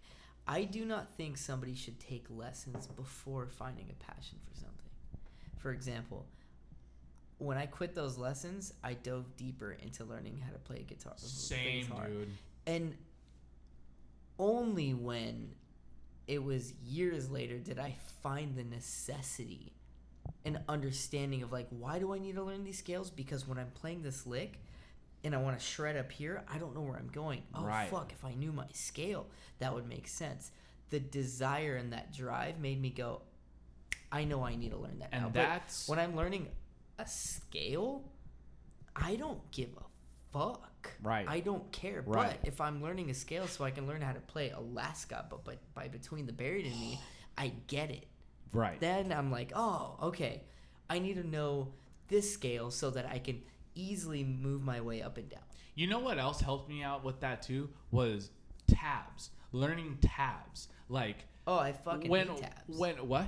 I hate tabs What? because learning from tabs taught me that not everybody's right. And at one Yeah, point, I learned to that's trust true. myself through a tab by going, no, that doesn't sound right. Right. I could play it 1,000 times over like that, but that doesn't sound right. I trust my own ear. And then I would use a tab as a reference to start. That's kind of what and I go was off. gonna. That's kind of where I was getting at with that. Like when I would learn, like those like old school metalcore songs like Avenged Sevenfold and all that kind of shit. I learned how to play the entirety of Waking the Fallen back in the day, right? Unholy Confessions and Chapter 4 and all those fucking songs, right? Because of all those tabs and every other metalcore band that came out after that, I learned like how to harmonize with all that shit too, because I was like, well, if 5 is here and 8 is the fucking minor third there, I just memorized like all the shit from learn shit from memorizing all those tabs. But to go back on like the ear training and all that stuff, I know that sometimes I'd be like, no, that note's wrong. Where is that note? And I like listen to it You a would million adjust times over, and I would adjust it. I'm like, well, why is that tab wrong? What the fuck, dude? And then I just would write my own tabs for songs. Eventually, it got to the point where I didn't even need tabs anymore. I would be able to just fucking hear a song 10 different times and just pick it up right away. And that's how I do it now. But yeah. That's okay. So I got to a point where I would start. This was crazy because I don't do this anymore because I don't really learn many other new songs anymore. Mm-hmm. As shitty as that sounds, like I would like to, but I don't. But I got to a point where I would sit there with my guitar, find the first note in a lick, and then I would learn the whole lick Right. by using my ear. Yeah. And doing that, I was like, oh, fuck. Like, what song was it? 94 Hours by As I Lay Dying. Dude. I learned that whole lick just by listening to it because I'm like, all right, that's the first note. And then he sounds like he might be doing a hammer on. It took me like 20, 30 minutes to figure out that first lick. Right. But I figured it out. Yeah. And that's when I'm like, Dude, something. yeah, I trust these guys. I don't trust that fucking asshole There's who something typed it so out who thought he was satisfying like, about I figured that. it out. Mm. You know what else is like? I don't know if this was also like when you were like learning stuff too. It's like when you wanted to learn a new song and you thought it was going to be like way too hard. You're like, for me, I would be like, oh, dude, if I can do this song I can learn this song. If I could learn that song, I could learn this song. And then there would be that one song where I'm like, man, this is too hard. But I would always say like, no, man, 2 years ago, I learned how to play this song. You can definitely learn this one. It's going to take you a fucking long time, but dude, you got it. Yeah. Like, Yeah. I don't know about you, but that was always my mindset. I remember there was a point in like my guitar playing career or like life to where, do you guys know the song "Welcome Home" by Coheed and Cambria? Yeah.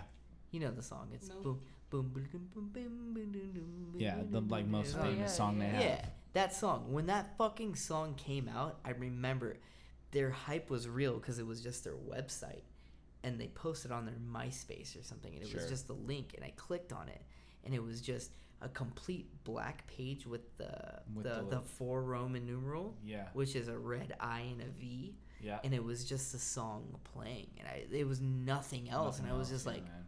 I remember that. what the fuck is going on? What is this?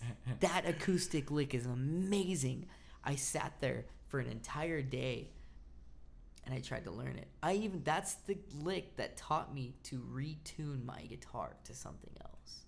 I didn't know you can dive into other tunings, so I tuned it down. Really? And I sat there for a whole fucking day going, boom, boom, dun, dun, dun, dun, dun, dun, dun, dun.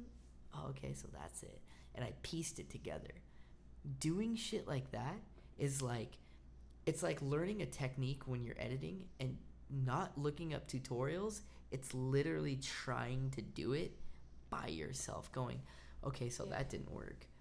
Fuck. Okay, well, here's a way to go about it. I'm pretty sure I didn't learn it the right way, but I learned how to play it, and I did it my way. Yeah. And once I did that, I'm like, that's my technique now.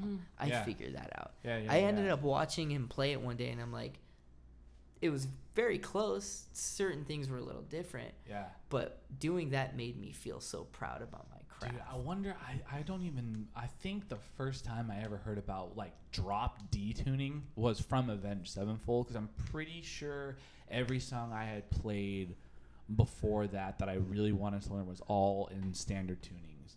Like just standard E tuning, and that's it. Because all I wanted to learn was Blink-182 and Green Day and all that kind of shit, but that's where you start, and then you realize like what other tunings. Dude, the first time I heard about drop C tuning, I'm like, I was about to talk about drop C.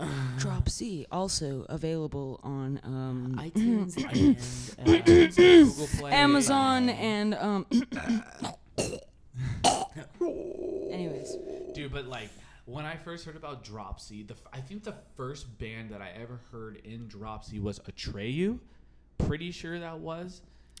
Because Lip Gloss in Black was the first song I ever heard from them. And I heard that finger tapping. And I'm like, what the fuck is that? That's funny, because the first band I heard I learned how to play in Drop C was Seosin's first EP. Okay. And they did, and for some reason, that EP, like, instrumentally is so heavy. Mm-hmm. If you pick apart what they do, it's just like, that's a chunky little fucking riff. Right. But you had searing high vocals over it, so it made you feel like I'm listening to something in standard. Yeah. But you pick it apart, and it's like the harmonics, everything that are thrown in there, it's like you can't play it in standard tuning. You can't play it a half step down. Dude, it's all played a full step down. What about the first time you heard 94 Hours and you heard that fucking double kick run? Oh my god. Bro. Yeah. Literally I could not comprehend what my ears were As I Lay listening Dying to. was probably one of my favorite bands for a long time. Oh yeah, dude. Like, I fucked with that band pretty hard. Yeah. I fucked with a lot of like really thrash metal. I listened to bands like Daughters that stemmed off bands like As I Lay Dying, because I went from As I Lay Dying to Through the Eyes of the Dead. Oh my. A gun, and then Can it we was talk just like, about that fucking band Through the Eyes of the Dead for just like a split second, dude? Yeah, I want your blood, and I want your soul, and I want them both right now. Dude.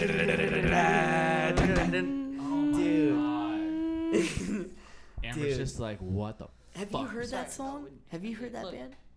To Take Comfort, dude, that has one of the gnarliest like drum fill. So the reason why I like that breakdowns band too is ever. they quote Tombstone, and I love Tombstone. There was a split EP that they did, and they had this clip from that movie From Hell. Did you ever see that movie? Yeah, I remember From Hell. Like he disemboweled her after he cut her throat open and Oh, stabbed her yeah, in the yeah, chest, and took out her intestines. At least one of her organs was removed.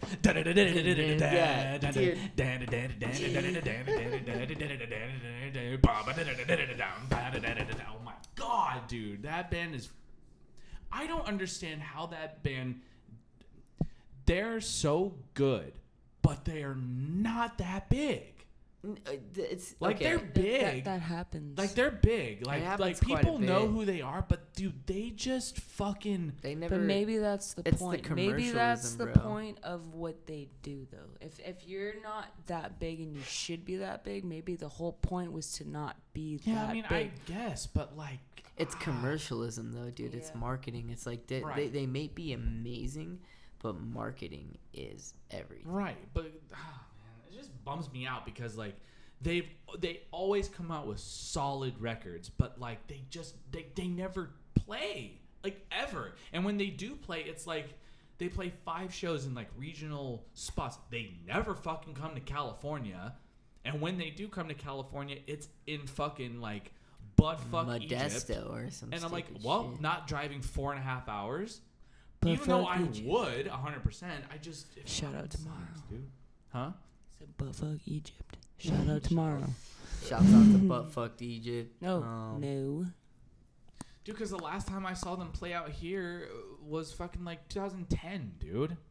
I've never seen On the Through Thrash Yes and to Burn Dead, tour. dude. Oh, dude. They're so Yeah, let's just fucking rub good. it in David's face. They're so good, dude. Yeah, let's just rub it in David's face.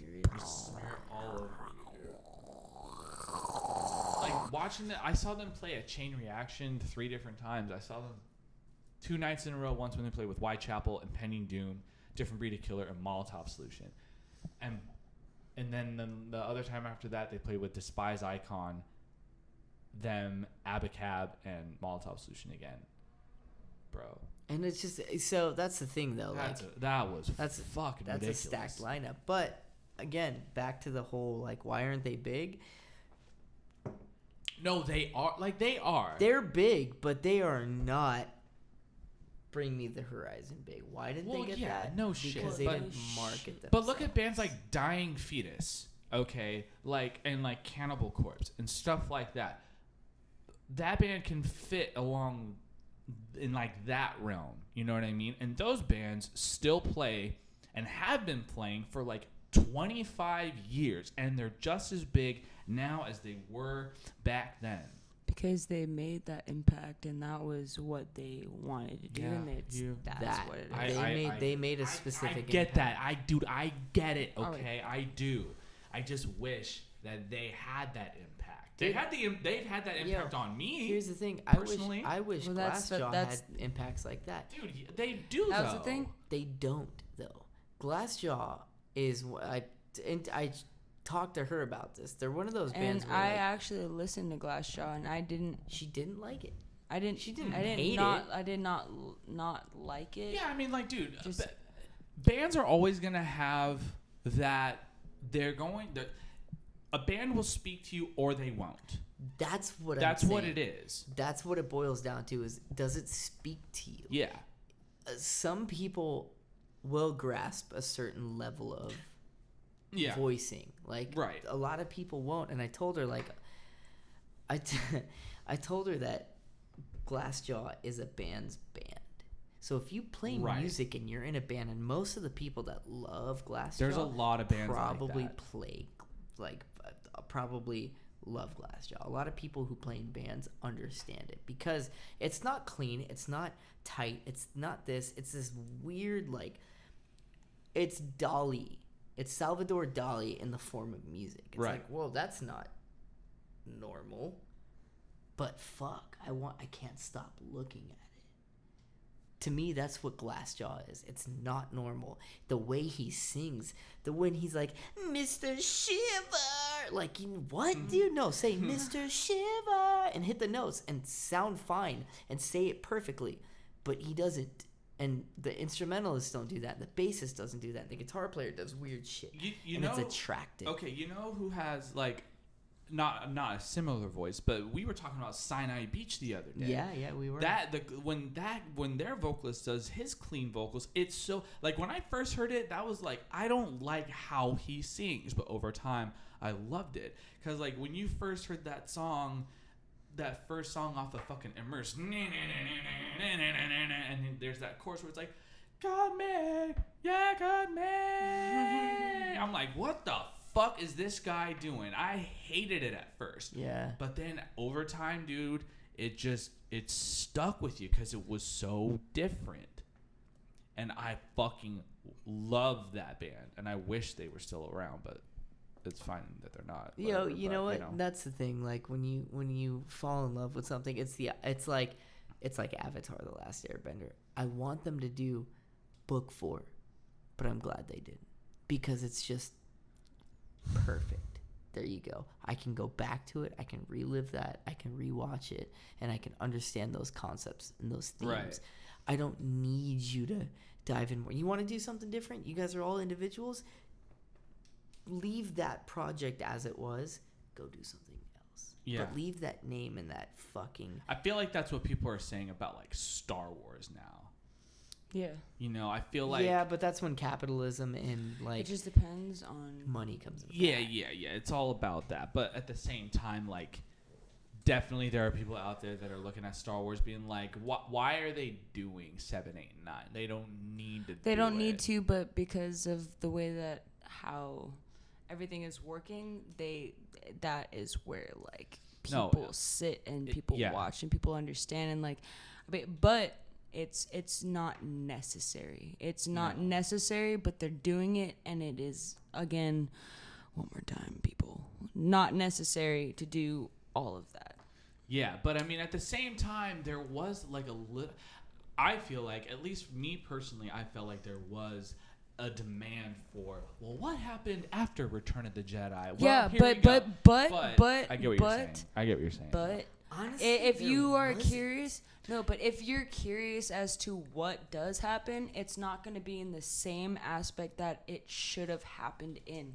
It's in the time zone that we are that will make that happen, but not in the way that you wanted it to happen. Yeah, and does that make sense? Yeah. So that's why people are hating on it. Yeah. That's why people are hating on it. Even in general, when it comes to every single fucking art aspect or whatever, like, people are expecting a certain thing, but you can't always give them the exact thing that they're thinking about because they are blinded by a specific, like, yeah, that's like range of what they need to do and what they want to do. And does that make sense? Yeah. Yeah, like, so for Star Wars, I think it's a little outdated what they, like, need to do. If they wanted to do it, if they wanted to push that a little bit back, then they should have with Star Wars. Because now we're having rushings. Like, for Game of Thrones, like, Homeboy, he needed to do something with Star Wars, so he rushed Game of Thrones. That is, I had that conversation 6 hours ago at work. Oh, yeah. He's like, hey, one of my buddies was like, what do you think about Game of Thrones? I'm like, I'll be honest with you, I loved it. Last season was all right, but at one point, I noticed they cut it short because they're like, you know what? We have a better fucking game. A trilogy to write for an absolutely monumental series. Right. It's rushing of a story that could have been so beautiful, and that's what I don't want with certain projects, with certain bands. This is something that I have talked about with people. It's like, okay, we already know when the next Star Wars movies are going to come out, and they haven't even started on them yet. Like, they released a press junket of, like, the next Star Wars trilogy will these next slew of movies are going to be coming out. They gave the dates 2021, 2023, 2025, or some shit like that. And it's like, how about you start promoting that once the script of the first one is completely done? Whether that takes It's because one of timing. or two. It's because No, of I timing. know. People want things now. I understand that. But what I'm I saying... can't believe that certain movies were made during certain movies sometimes. Yeah.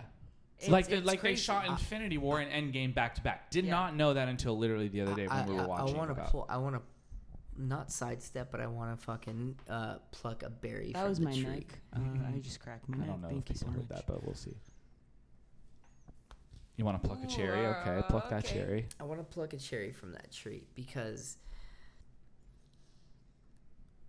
So we're gonna be shooting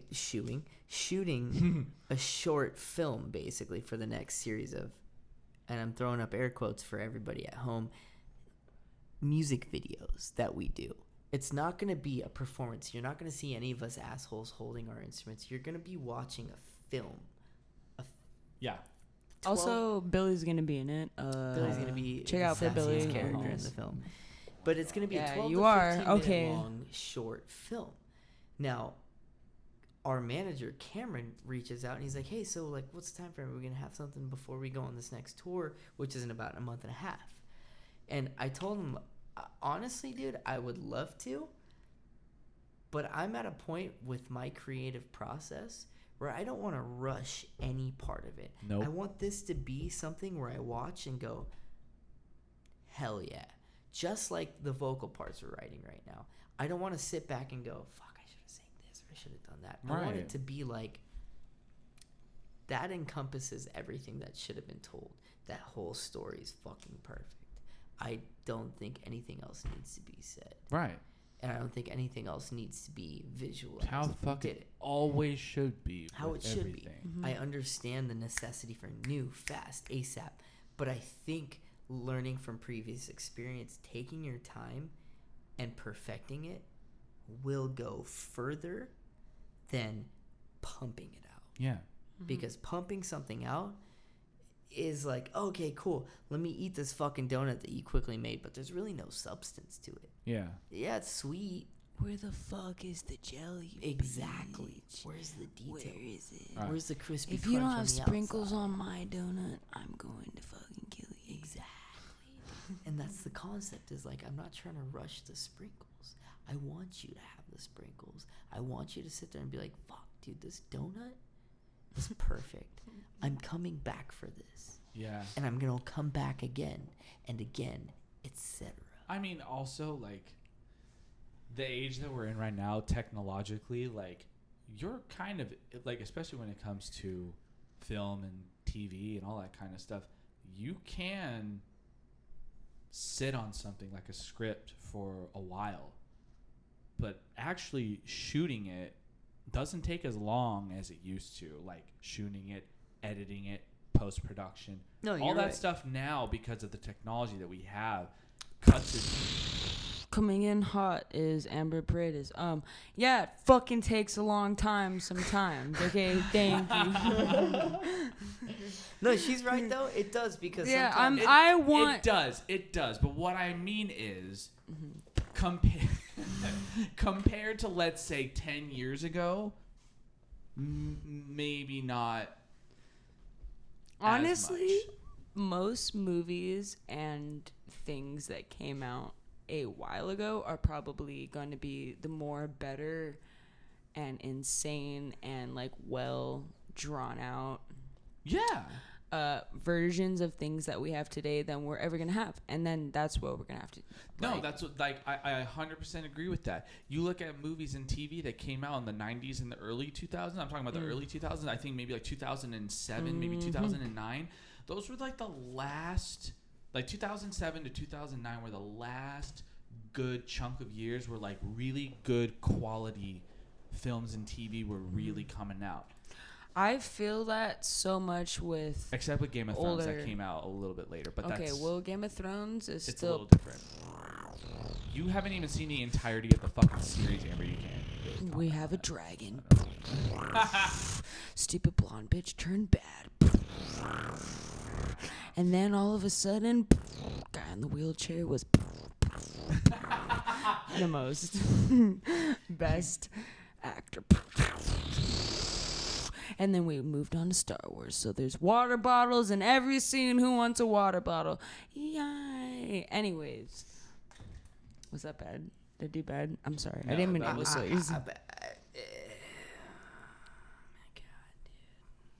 Mom, if you're But listening what to I'm this, saying these aren't is, the people we I have associate rushes with. now. So like Dory Yeah. wasn't supposed to come out, and all these fucking part 2s. It was not supposed to come out. All of the okay.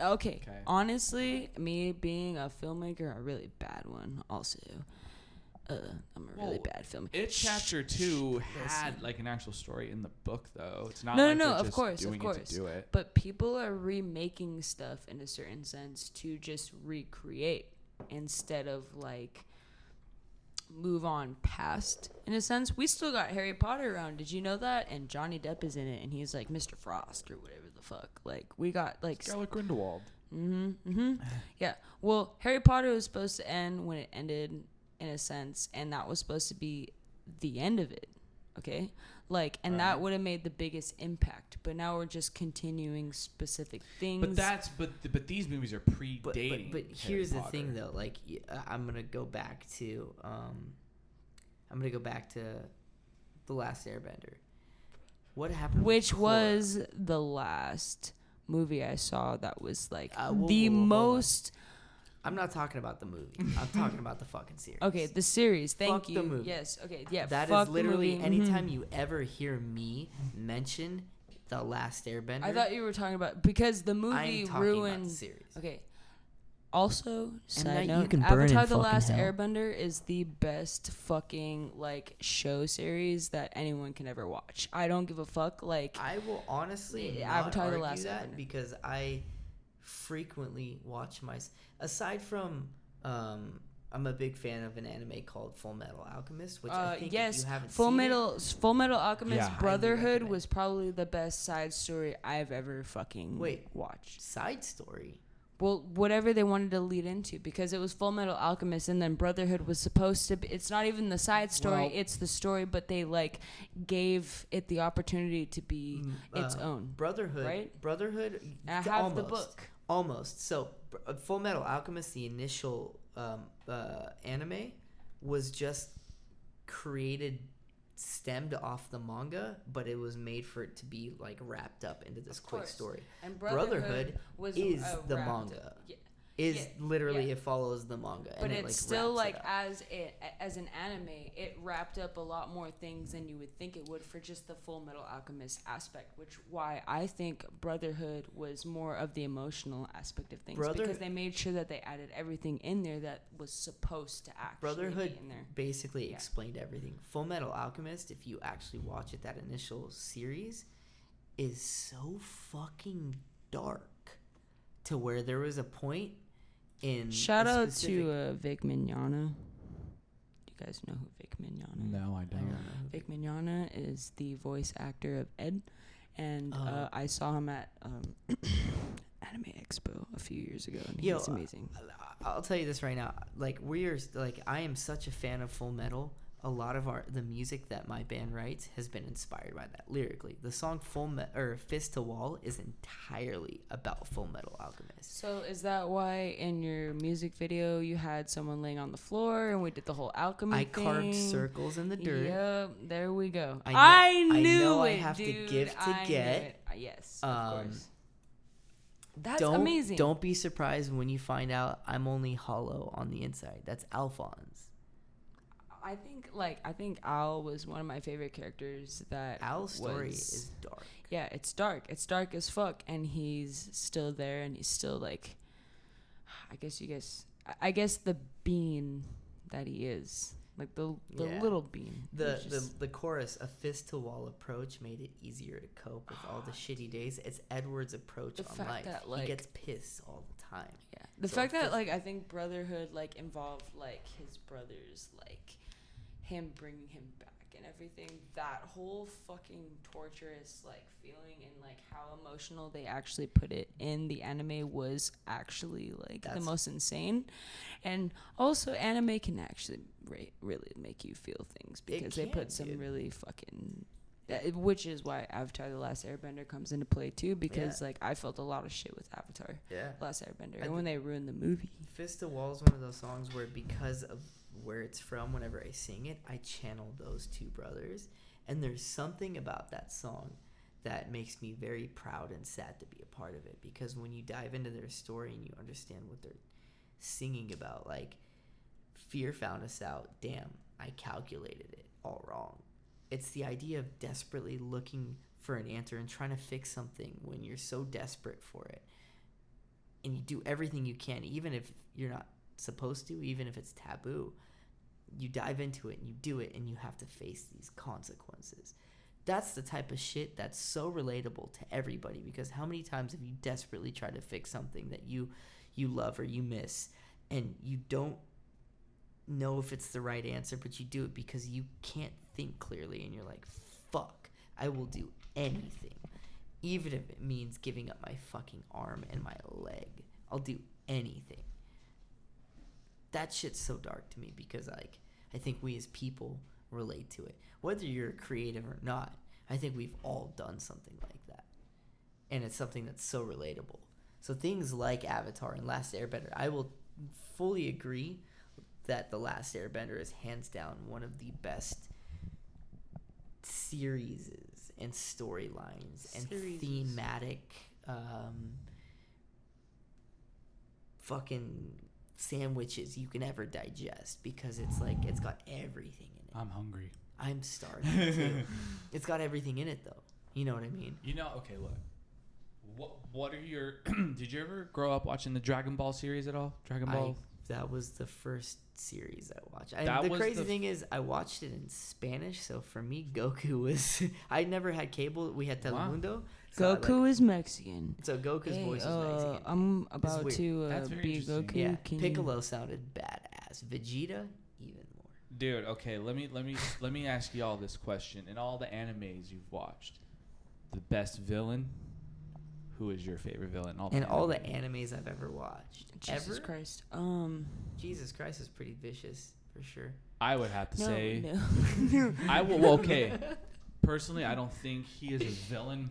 He's more of, you know, he teeters on a good and bad guy. Is Vegeta? Vegeta's hands down. He's one of the baddest Vegeta motherfuckers socks, dude. ever. He's my favorite Z fighter. He is fucking the baddest motherfucker of, like, literally anything I've ever watched.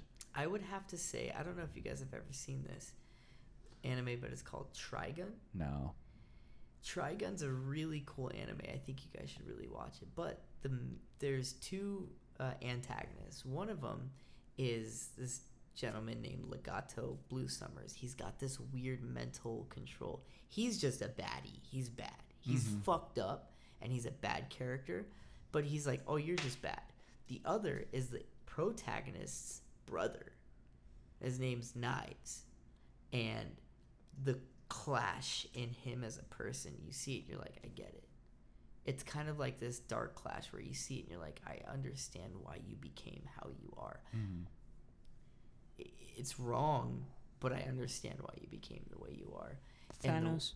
It's less like Thanos, where No, Thanos I'm just gonna say Thanos. Thanos is fucked up. Thanos has a very interesting I way of... actually don't think that Thanos is the baddest. He's not of that. the He's baddest. not the baddest, but like he definitely is a bad. He's a bad dude. Yeah, but you get him. But yeah, it's really weird because you do get him. Yeah, Thanos. that's the Thanos theme song. No, for anime specifically, I don't think too much beyond Avatar: The Last Airbender. Like, I think a lot of character development in that specific anime, which I don't think is like a specific. I don't think it's like totally an anime, and it's not. But the characters in Avatar were the best ones that I've experienced, besides Full Metal Alchemist. But I don't think that, like... Avatar had the best character development. I think Avatar so, Full Metal. completely, because you developed, like, a love for specific characters. And Shouts out to Iroh. shout out, I was just about to say that, like, shout out to Iroh for being, like, something that I watched as a kid too, like, and he just had total like peace and actual wisdom and what he said in the goddamn show. Iroh felt like an actual uncle. There are times where Yeah. like when you're younger, you're going through mental quarrels and clashes, and like some of the shit he would say, I'd be like, okay, I need it. All right, ready? Leaves from the vine. Nope, we're not doing this right now. I mean, like, okay, not in anime now. Like, Billy, can I hit your smoky stick? yeah, like in like you know, like live action shows, like up until season 8 of Game of Thrones, Jaime Lannister had one of the best character arcs of I all. loved his character arc because I hated You him. Okay, hated okay, him wait. at first. Great question then. Great question. What is your favorite villain of all time? Darth what is Maul. Darth Maul is your Darth Maul. favorite villain Really? of Yeah. all time? Yeah. Okay, what is yours? Of all time. That has even come in the movie industry or the anime industry or any industry that has created you and a villain, I guess, that you can actually like respond to. Actually, Kylo Ren, because no, I don't know. That's actually the both of them are actually kind of like tied in a sense. I'll because say Darth mine Maul- then. That's a very deep The reason why, because Darth Yeah. Maul has a lot of mystery behind him, because you don't really get to see him a lot in Star Wars. Like, It you know, needs you really, to be like a villain that you have actually like just kept thinking about. yeah, Like yeah, a villain. 100%, yeah. I want to know David's before I say anything. Okay. Dude, you gotta give Any me a kind of sec. villain, I any know. villain of any series of anything that all time. I know. What is this- the prompt. villain? You gotta give me a sec, cause like that's like a fucking question. That's a question of questions. Yeah. Because my favorite characters in shows, stories, whatever, generally tend to be the villain, because there is a depth and a darkness. I love, and it might be a cliche thing, I love Heath Ledger's Joker. You can't say that. That was gonna be mine, dude. He was gonna talk about you. Yeah, You can man. talk about it. I'll stem off Heath on that. Ledger's Joker Me too. is my all-time favorite villain that has ever been of existence. For even if people out there are like, oh yeah, it's overrated or whatever, I think Heath No Ledger's way. Joker. It's not overrated. No one. No one Heath in their. Ledger's Joker gave like I can watch The Dark Knight over and Yes. over and over I again, and agree. his character is like the one character that I actually like wanted to know. I wanted to know something Absolutely. more about that specific Joker. Absolutely. And like just fucking real quick, rest in peace Heath Ledger, because thank you for being every character you've ever been on this planet and just for being yourself. But him as the Joker was the best Joker. And even with the new Joker that's coming out and all that, I'm ready for that. I'm ready for because it. Joaquin I Phoenix is in love it. He's gonna what's kill what's it. his name? What's his Joaquin Phoenix. Joaquin Phoenix. He is actually really fucking good at what he does. But for the best villain, 100% that Joker. You know, it's, I just can't like get over how he, specifically Heath Ledger, was able to like create that vibe. he created a madness, which is like, so I know I go back to this band a lot, but there's a Batman video game for Arkham City, and Coheed wrote a song called Deranged, and it's literally about the relationship between Batman and the Joker and how they need each other. They define about to each say And he other. that, says dude. that in The Dark Knight too, which has nothing to do. I mean, it has something to do with that, but like when it comes to like, Like you need I don't want to kill you. Why would I want to kill you? You complete me. Yeah. It's like, the idea it's- of Have yin you guys and ever yang. seen The Killing Joke? That's No. have you read The Killing Joke? No, I've not read it. That animation is based off one of the darkest fucking Absolutely. writings. I 100% Dude, fully agree. and the fact that Gordon's daughter was raped in that, gave me an entirely new perspective on Batman and how that whole situation goes. Yeah. And needing that, like, what would Batman be without the Joker? Without somebody to fucking stir up. You know what? It's the You know balance what- of the world, but You know what that also reminds me of too is Neo and Agent Smith from the Matrix. Yes, very true. Because- very true. Because in the first Matrix, when Neo kills Agent Smith and then he comes back in the Matrix Reloaded, it's like, well, he killed him. How did that happen? And it's kind of like Neo needed Agent Smith much as Agent Smith needed Neo.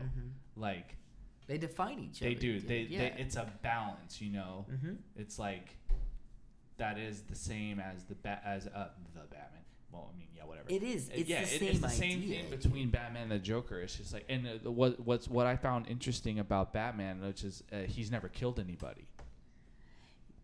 Now, but the reason why I bring that up is because at the end of the movie, The Killing Joke, the final scene in that movie is a cutaway scene of them both laughing, and then the Joker stops laughing. Now, did that mean Batman killed the Joker? Did he finally get that? Because like before, have you seen it? I don't know if you said you did. Yeah. So That's actually, you're blowing my mind right dude, I blew my own mind. Like kind of after watching, I'm like, wait a minute. I kind of read into it a little bit. I'm like, did he kill the Joker in that scene? Because like the way that last conversation went. Because the way that last conversation went before the movie ended, it was almost like they both were at peace with each other. Yeah. Yo, right? I guess I never really. I have to rewatch it. I kind of think I have to also. Yeah. Because, did you ever hear about? No. No, I didn't hear about it. Well, what about it? What is it? Hello, my name is Amparados. I just went to the restroom. That's insane of me to do. I just don't usually do that. I'm so sorry. Anyways, continue. Mr. Billy Sweet, everybody. No, David was about to say something. I truly was, Billy. I was rudely interrupted by. Bye. Amber taking a piss. If you could fucking buy a Focusrite here now on eBay, then you should do the right thing because This is what I live with, people. Literally. Yeah. oh, nice. Amber is Billy. my roommate, and it is something else. Let me tell you How's that. it Okay, being well- roommates with that type of person? To be completely honest, I love it because, like, no shade to any other roommate I've ever had, but living with Amber is very, very different. It's very interesting Why is it different, Billy? Huh? because I've lived with lots of friends before, and like I've lived with like girlfriends and all that kind of stuff, and I've lived with friends. There are a lot of That's where times. you first went wrong, dude. You never move in with a girlfriend. What are you talking about, You bro? move in with somebody who you can deal with, not a girlfriend. Well, I mean, you can If deal you can with deal a with girlfriend. a girlfriend. But the thing is like living with Amber is so interesting because like it's hard to kind of explain to be. If you want to completely explain real it in with the you. most insane way right now, I would totally accept that. No, I know, but the thing is like it wouldn't be that insane though because like her and I have been friends for almost 2 years now, but like living with Amber is like literally like it's the best. Literally is the best thing in the world. Are you serious? Yeah, it is. Oh my Why do you think I God. get sad when you're not here, you fucking C word? Dude, he Hey. he meant to say No. he meant to say The chicken. I don't know. He No, wanted to look, call me look, a cunt, look, but if there you is want, if some- you want to call someone a cunt, then don't do it. But Billy called me a cunt, and I'm okay with that. Yeah, I called her a B word, and she's like, "Don't call me the B word, call me the C word." I'm like, "That's so much worse." No, if you want to call me a cunt, I'm okay with that. If you want to call me a bitch, then we can like. We can talk about it, but you can't do it. That's the thing. She literally is like, "Don't ever call been me a bitch, in- call me a cunt." I'm like, "That cunt is way worse." He's been in front of Whole Foods. Whole Foods. I don't go to fucking Whole Foods. The Whole Foods. Whole Foods cheese. Oh, Like, okay. yeah. I'm like, what are you Like talking entire about, bro? complete unit. Like it's a fulls. unit of foods. Yeah, you Yeah. ever been there? That's where I'm at. You I gotta love eat. Billy. Billy Sweet is actually my Billy Sweet. I'm gonna take my socks off now. And yeah, go. no. Shit's about to get serious, ladies and I know, gentlemen. it's We're really about to have a bad. It's gonna roommate take my fucking frenzy socks right now, and this is a new segment on our podcast that we've never done before. It's called because we've never done a dealing with podcast your before. fucking roommate. And we have the there's timer nothing going. to deal with because I am a great roommate. All right. I fucking cleaned our bathroom yesterday or 2 days ago because I was like, Thank I'm you, just Billy. gonna do it because when Amber gets home, she's gonna have a clean bathroom. And I'm gonna Honestly, have a okay, clean all right. bathroom. Here, I'm just gonna give you this really quick because That's right, I actually she's- knew that he cleaned the Mhm. bathroom and the Q-tips were in the drawer. In the drawer Wow. instead of in the corner because I'm like, it looks so much better when they're not out. So you know It what took we're gonna me do next? 3.5 months We're to gonna get realize some it. tapestries, Mr. Billy. Yeah, Okay, bring we're them on, no, dude. I'm being dead ass. Let's We have to do get some it. Bring on tapestries. all the fucking tapestries. Also, I'm gonna bring home cocaine. Don't do that. What? Why not? I mean, yeah, don't do that. Yeah, no, wait, I lied. Wait, There's also something about whenever David comes over to this fucking house that like just it brings the zest into the place. It I Yeah, know. brings whatever. a little Okay, bit yeah. of- So it brings we a get little it, bit of dude. zest. David. They actually don't like me. This is just one of those things where they feel like they have to do dude, this. this is Yeah, I no, appreciate that's that. actually That's I not people appreciate need to that. understand something. When you come over, the words cannot describe the amount of happiness that flows through my body. Okay, so Billy Sweet is in love with David. Hey, David's in no love with Billy shit. Sweet. Yeah. Okay. Yeah. So when That's not. The You're David Baki just tried to put No, the I didn't. Pepsi cap No, on the I didn't. Jameson We're gonna bottle. cut this part out. No, I didn't. another intervention, Dude, here's the deal. I don't laugh this much when two people are in the room. Of course, when I'm around my bandmates, we have our laughs and shit, right? But when the three of us are in our fucking kitchen, dining room table talking about the bullshit that we talk about when we go on our fucking stupid rants, Which is everything. which is everything. Yeah. There's no fucking boundaries to what we talk about, dude. And the things that me and her laugh about, I don't think a lot of. I people don't would think laugh anybody about would laugh at this stuff, it. dude. Like, we're gonna find out really. like we're gonna soon if find they out do. pretty fucking quick. But I highly fucking doubt people. People are gonna like think of this. They're like, how do they think this is funny? I don't get it, Yeah. dude. Yo, you know what I can't wait for is for us to like find our little pockets of humor to where we're like comfortable to repeat certain things and be like, yeah, this is her classic. Get thing. ready, folks. Like It's gonna be when she amazing. does the like that shit kills me. I can't do every that, but I time. wish I could do it. What is it? That Like I can't the do that. bass I wanna drop. do You that. know what I mean, dude? The bass drop means significance. See, God damn, it's so effective. Okay, so real quick, how long is this episode? We're 2 hours. 2 hours and 15 16 minutes. 16, 17. Going on. Oh, 17 we minutes. wanted to do 30 We wanted to minutes. do 30 minutes. That's not happening here. No. I guess we just like to speak. Well, I think we figured out like a great. I think we gist of get. things. I think we understand where we're trying to go. Um, We should totally do this and just put it up. We should just put it up. We should just put it up now. No, we're not gonna put up 3 hours, 2.5 hours of something. We're gonna go back. We're gonna listen to this. We're gonna be like, this is cool. This is cool. This is cool. This is cool. But I think everything was cool, and I think Yeah, we me should too. just. I think everything is cool too. I think we need to take out the parts where I'm like, we need to take that out, obviously. Because I even think that like adds a genuine like.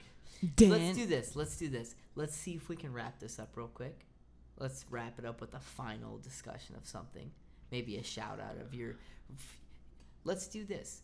Let's do a quick little, because it's our first episode, and recently, Chester Bennington's 2 year. 2-year anniversary happened. Let's talk about Linkin Park and how much that band's meant to us, and Wow. what our personal favorite, Wow. maybe not our specific favorite, but a song or a lyric or something that's meant a lot to us. Okay. All right. So to wrap this episode up, we're going to talk about Chester and how it's his 2-year anniversary for when he has passed, and it is absolutely fucking insane because Chester and Linkin Park in general has made the most impact I've ever seen on the world in general. Yep. And I want to just start off by saying that In the End is my favorite Linkin Park song, and I Wow. enjoy that I song. probably would have to agree with that. Yeah, Linkin Park. So I when I was a kid, my brother, every time it was my birthday, he would take me out to a record store, and he would buy me 3 CDs for my Okay. birthday. The first time he ever did that, he took me out, and a week prior to it, I heard Crawling on the radio. Yeah, man. And I remember sitting there going, like, hearing that intro, the fucking swirl, the Mm-hmm. boom, boom, boom. Yeah, and I was man. like, whoa, what the fuck is this? The second the harmonics hit and you just hear him yell Crawling, I was like, dude, not only was I invested, I wanted to do that. Mm-hmm. That was the style, that was the genre. He took me out to, I think it was called Warehouse, it was like Warehouse Warehouse something. Music, Warehouse yeah. Music in I was living in like Inglewood, and he took me out to one, and I bought this band, I bought a Refused record, I bought Sum 41's Fat Lip, and I bought Hybrid Theory. And I listened to all those, but I listened to Hybrid Theory the most. Yeah, man. And front to back. Crawling was that first song that I heard. I'm like, oh, shit. Mm-hmm. This is fucked up. But then I heard In the End. And then I heard Paper Cut. And I heard Bro. Yeah. all of it. And I was like, dude. I'm not going to lie. That's when I wanted to pick up that guitar. Yeah. That fucking moment. Yeah. And I remember the moment I heard he passed.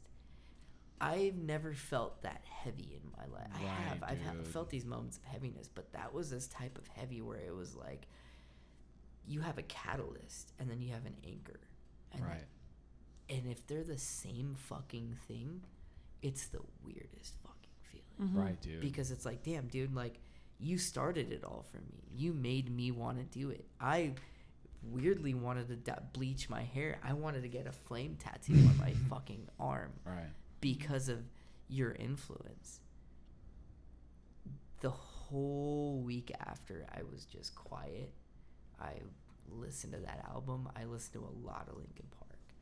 And I think to this day, I will attribute a lot of my mental drive and creativity to that band. And specifically to him as a creator, because, like, darkness is one of those things where you never escape it. It's always creeping. It's always breathing down your neck, and it's always going to be there. But, like, if you can just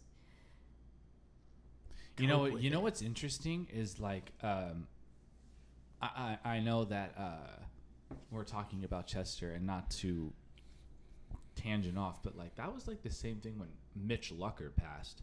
You know, I agree.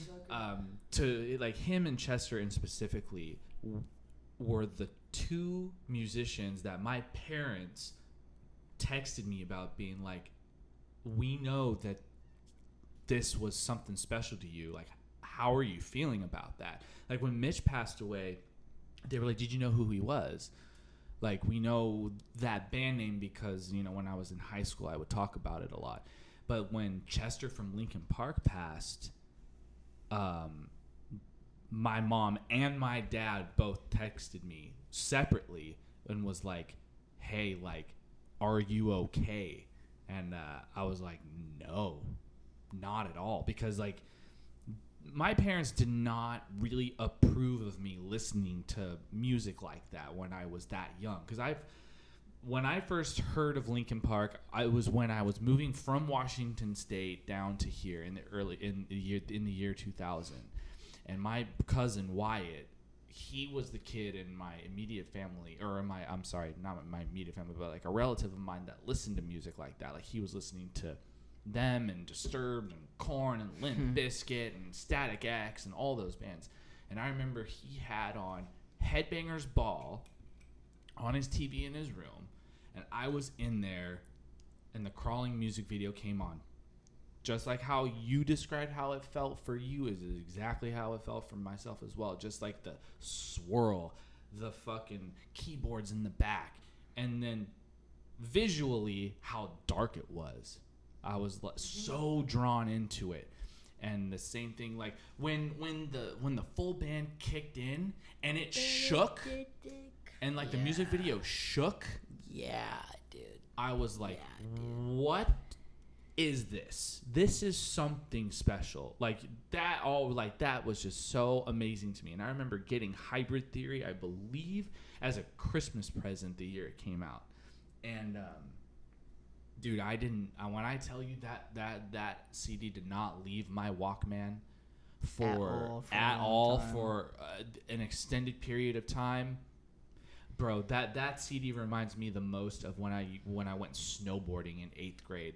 Like I would bomb all these hills and fucking Paper Cut and fucking One Step Closer and Points of Authority. Those songs got me fucking pumped, dude. I had a tape that was filled with. I would listen to K-Rock and I would record my favorite songs. I had a tape that was filled with My December on repeat. It was literally every time they played My December, and every time I remember rediscovering it a month after he passed, and I found it, and I found my old boombox. Dude, I my throat's never felt that closed off in a long time.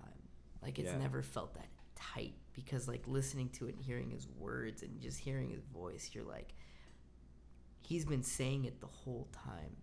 And a lot of us, we tend to go, oh, those are great lyrics.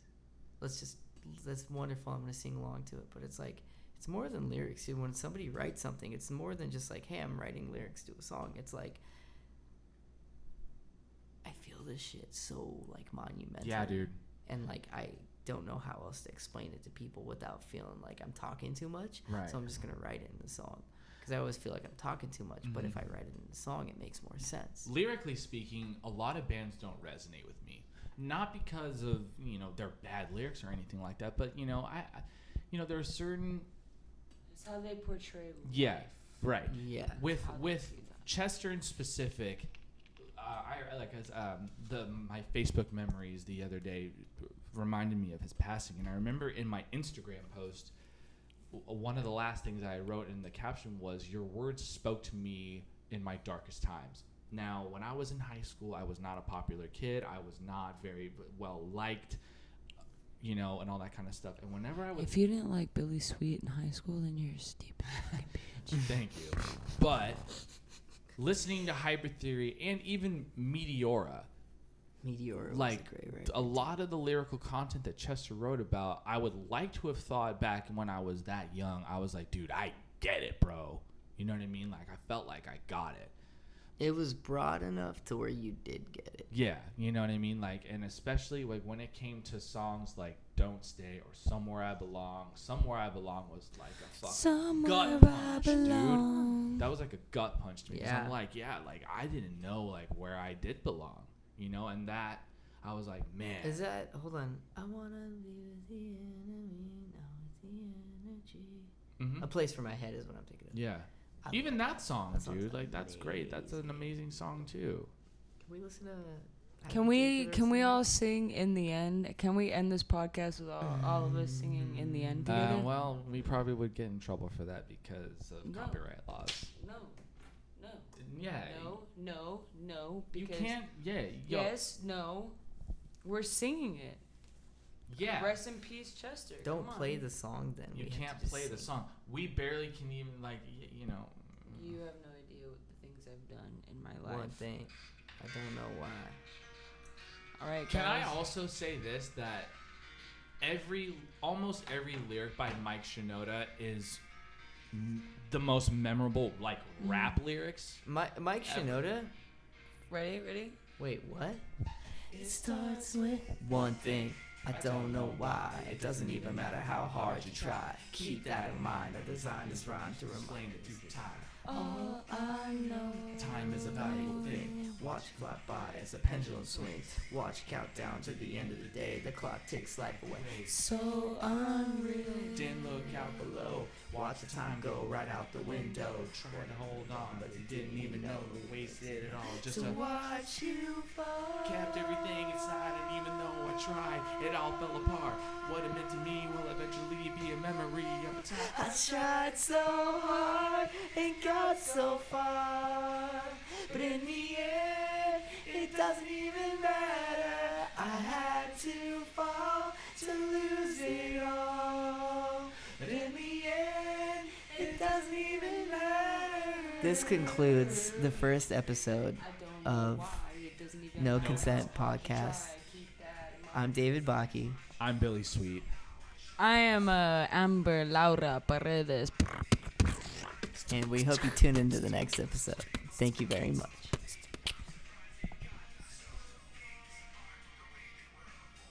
You didn't even recognize me anymore. Oh, I was going to say fade it.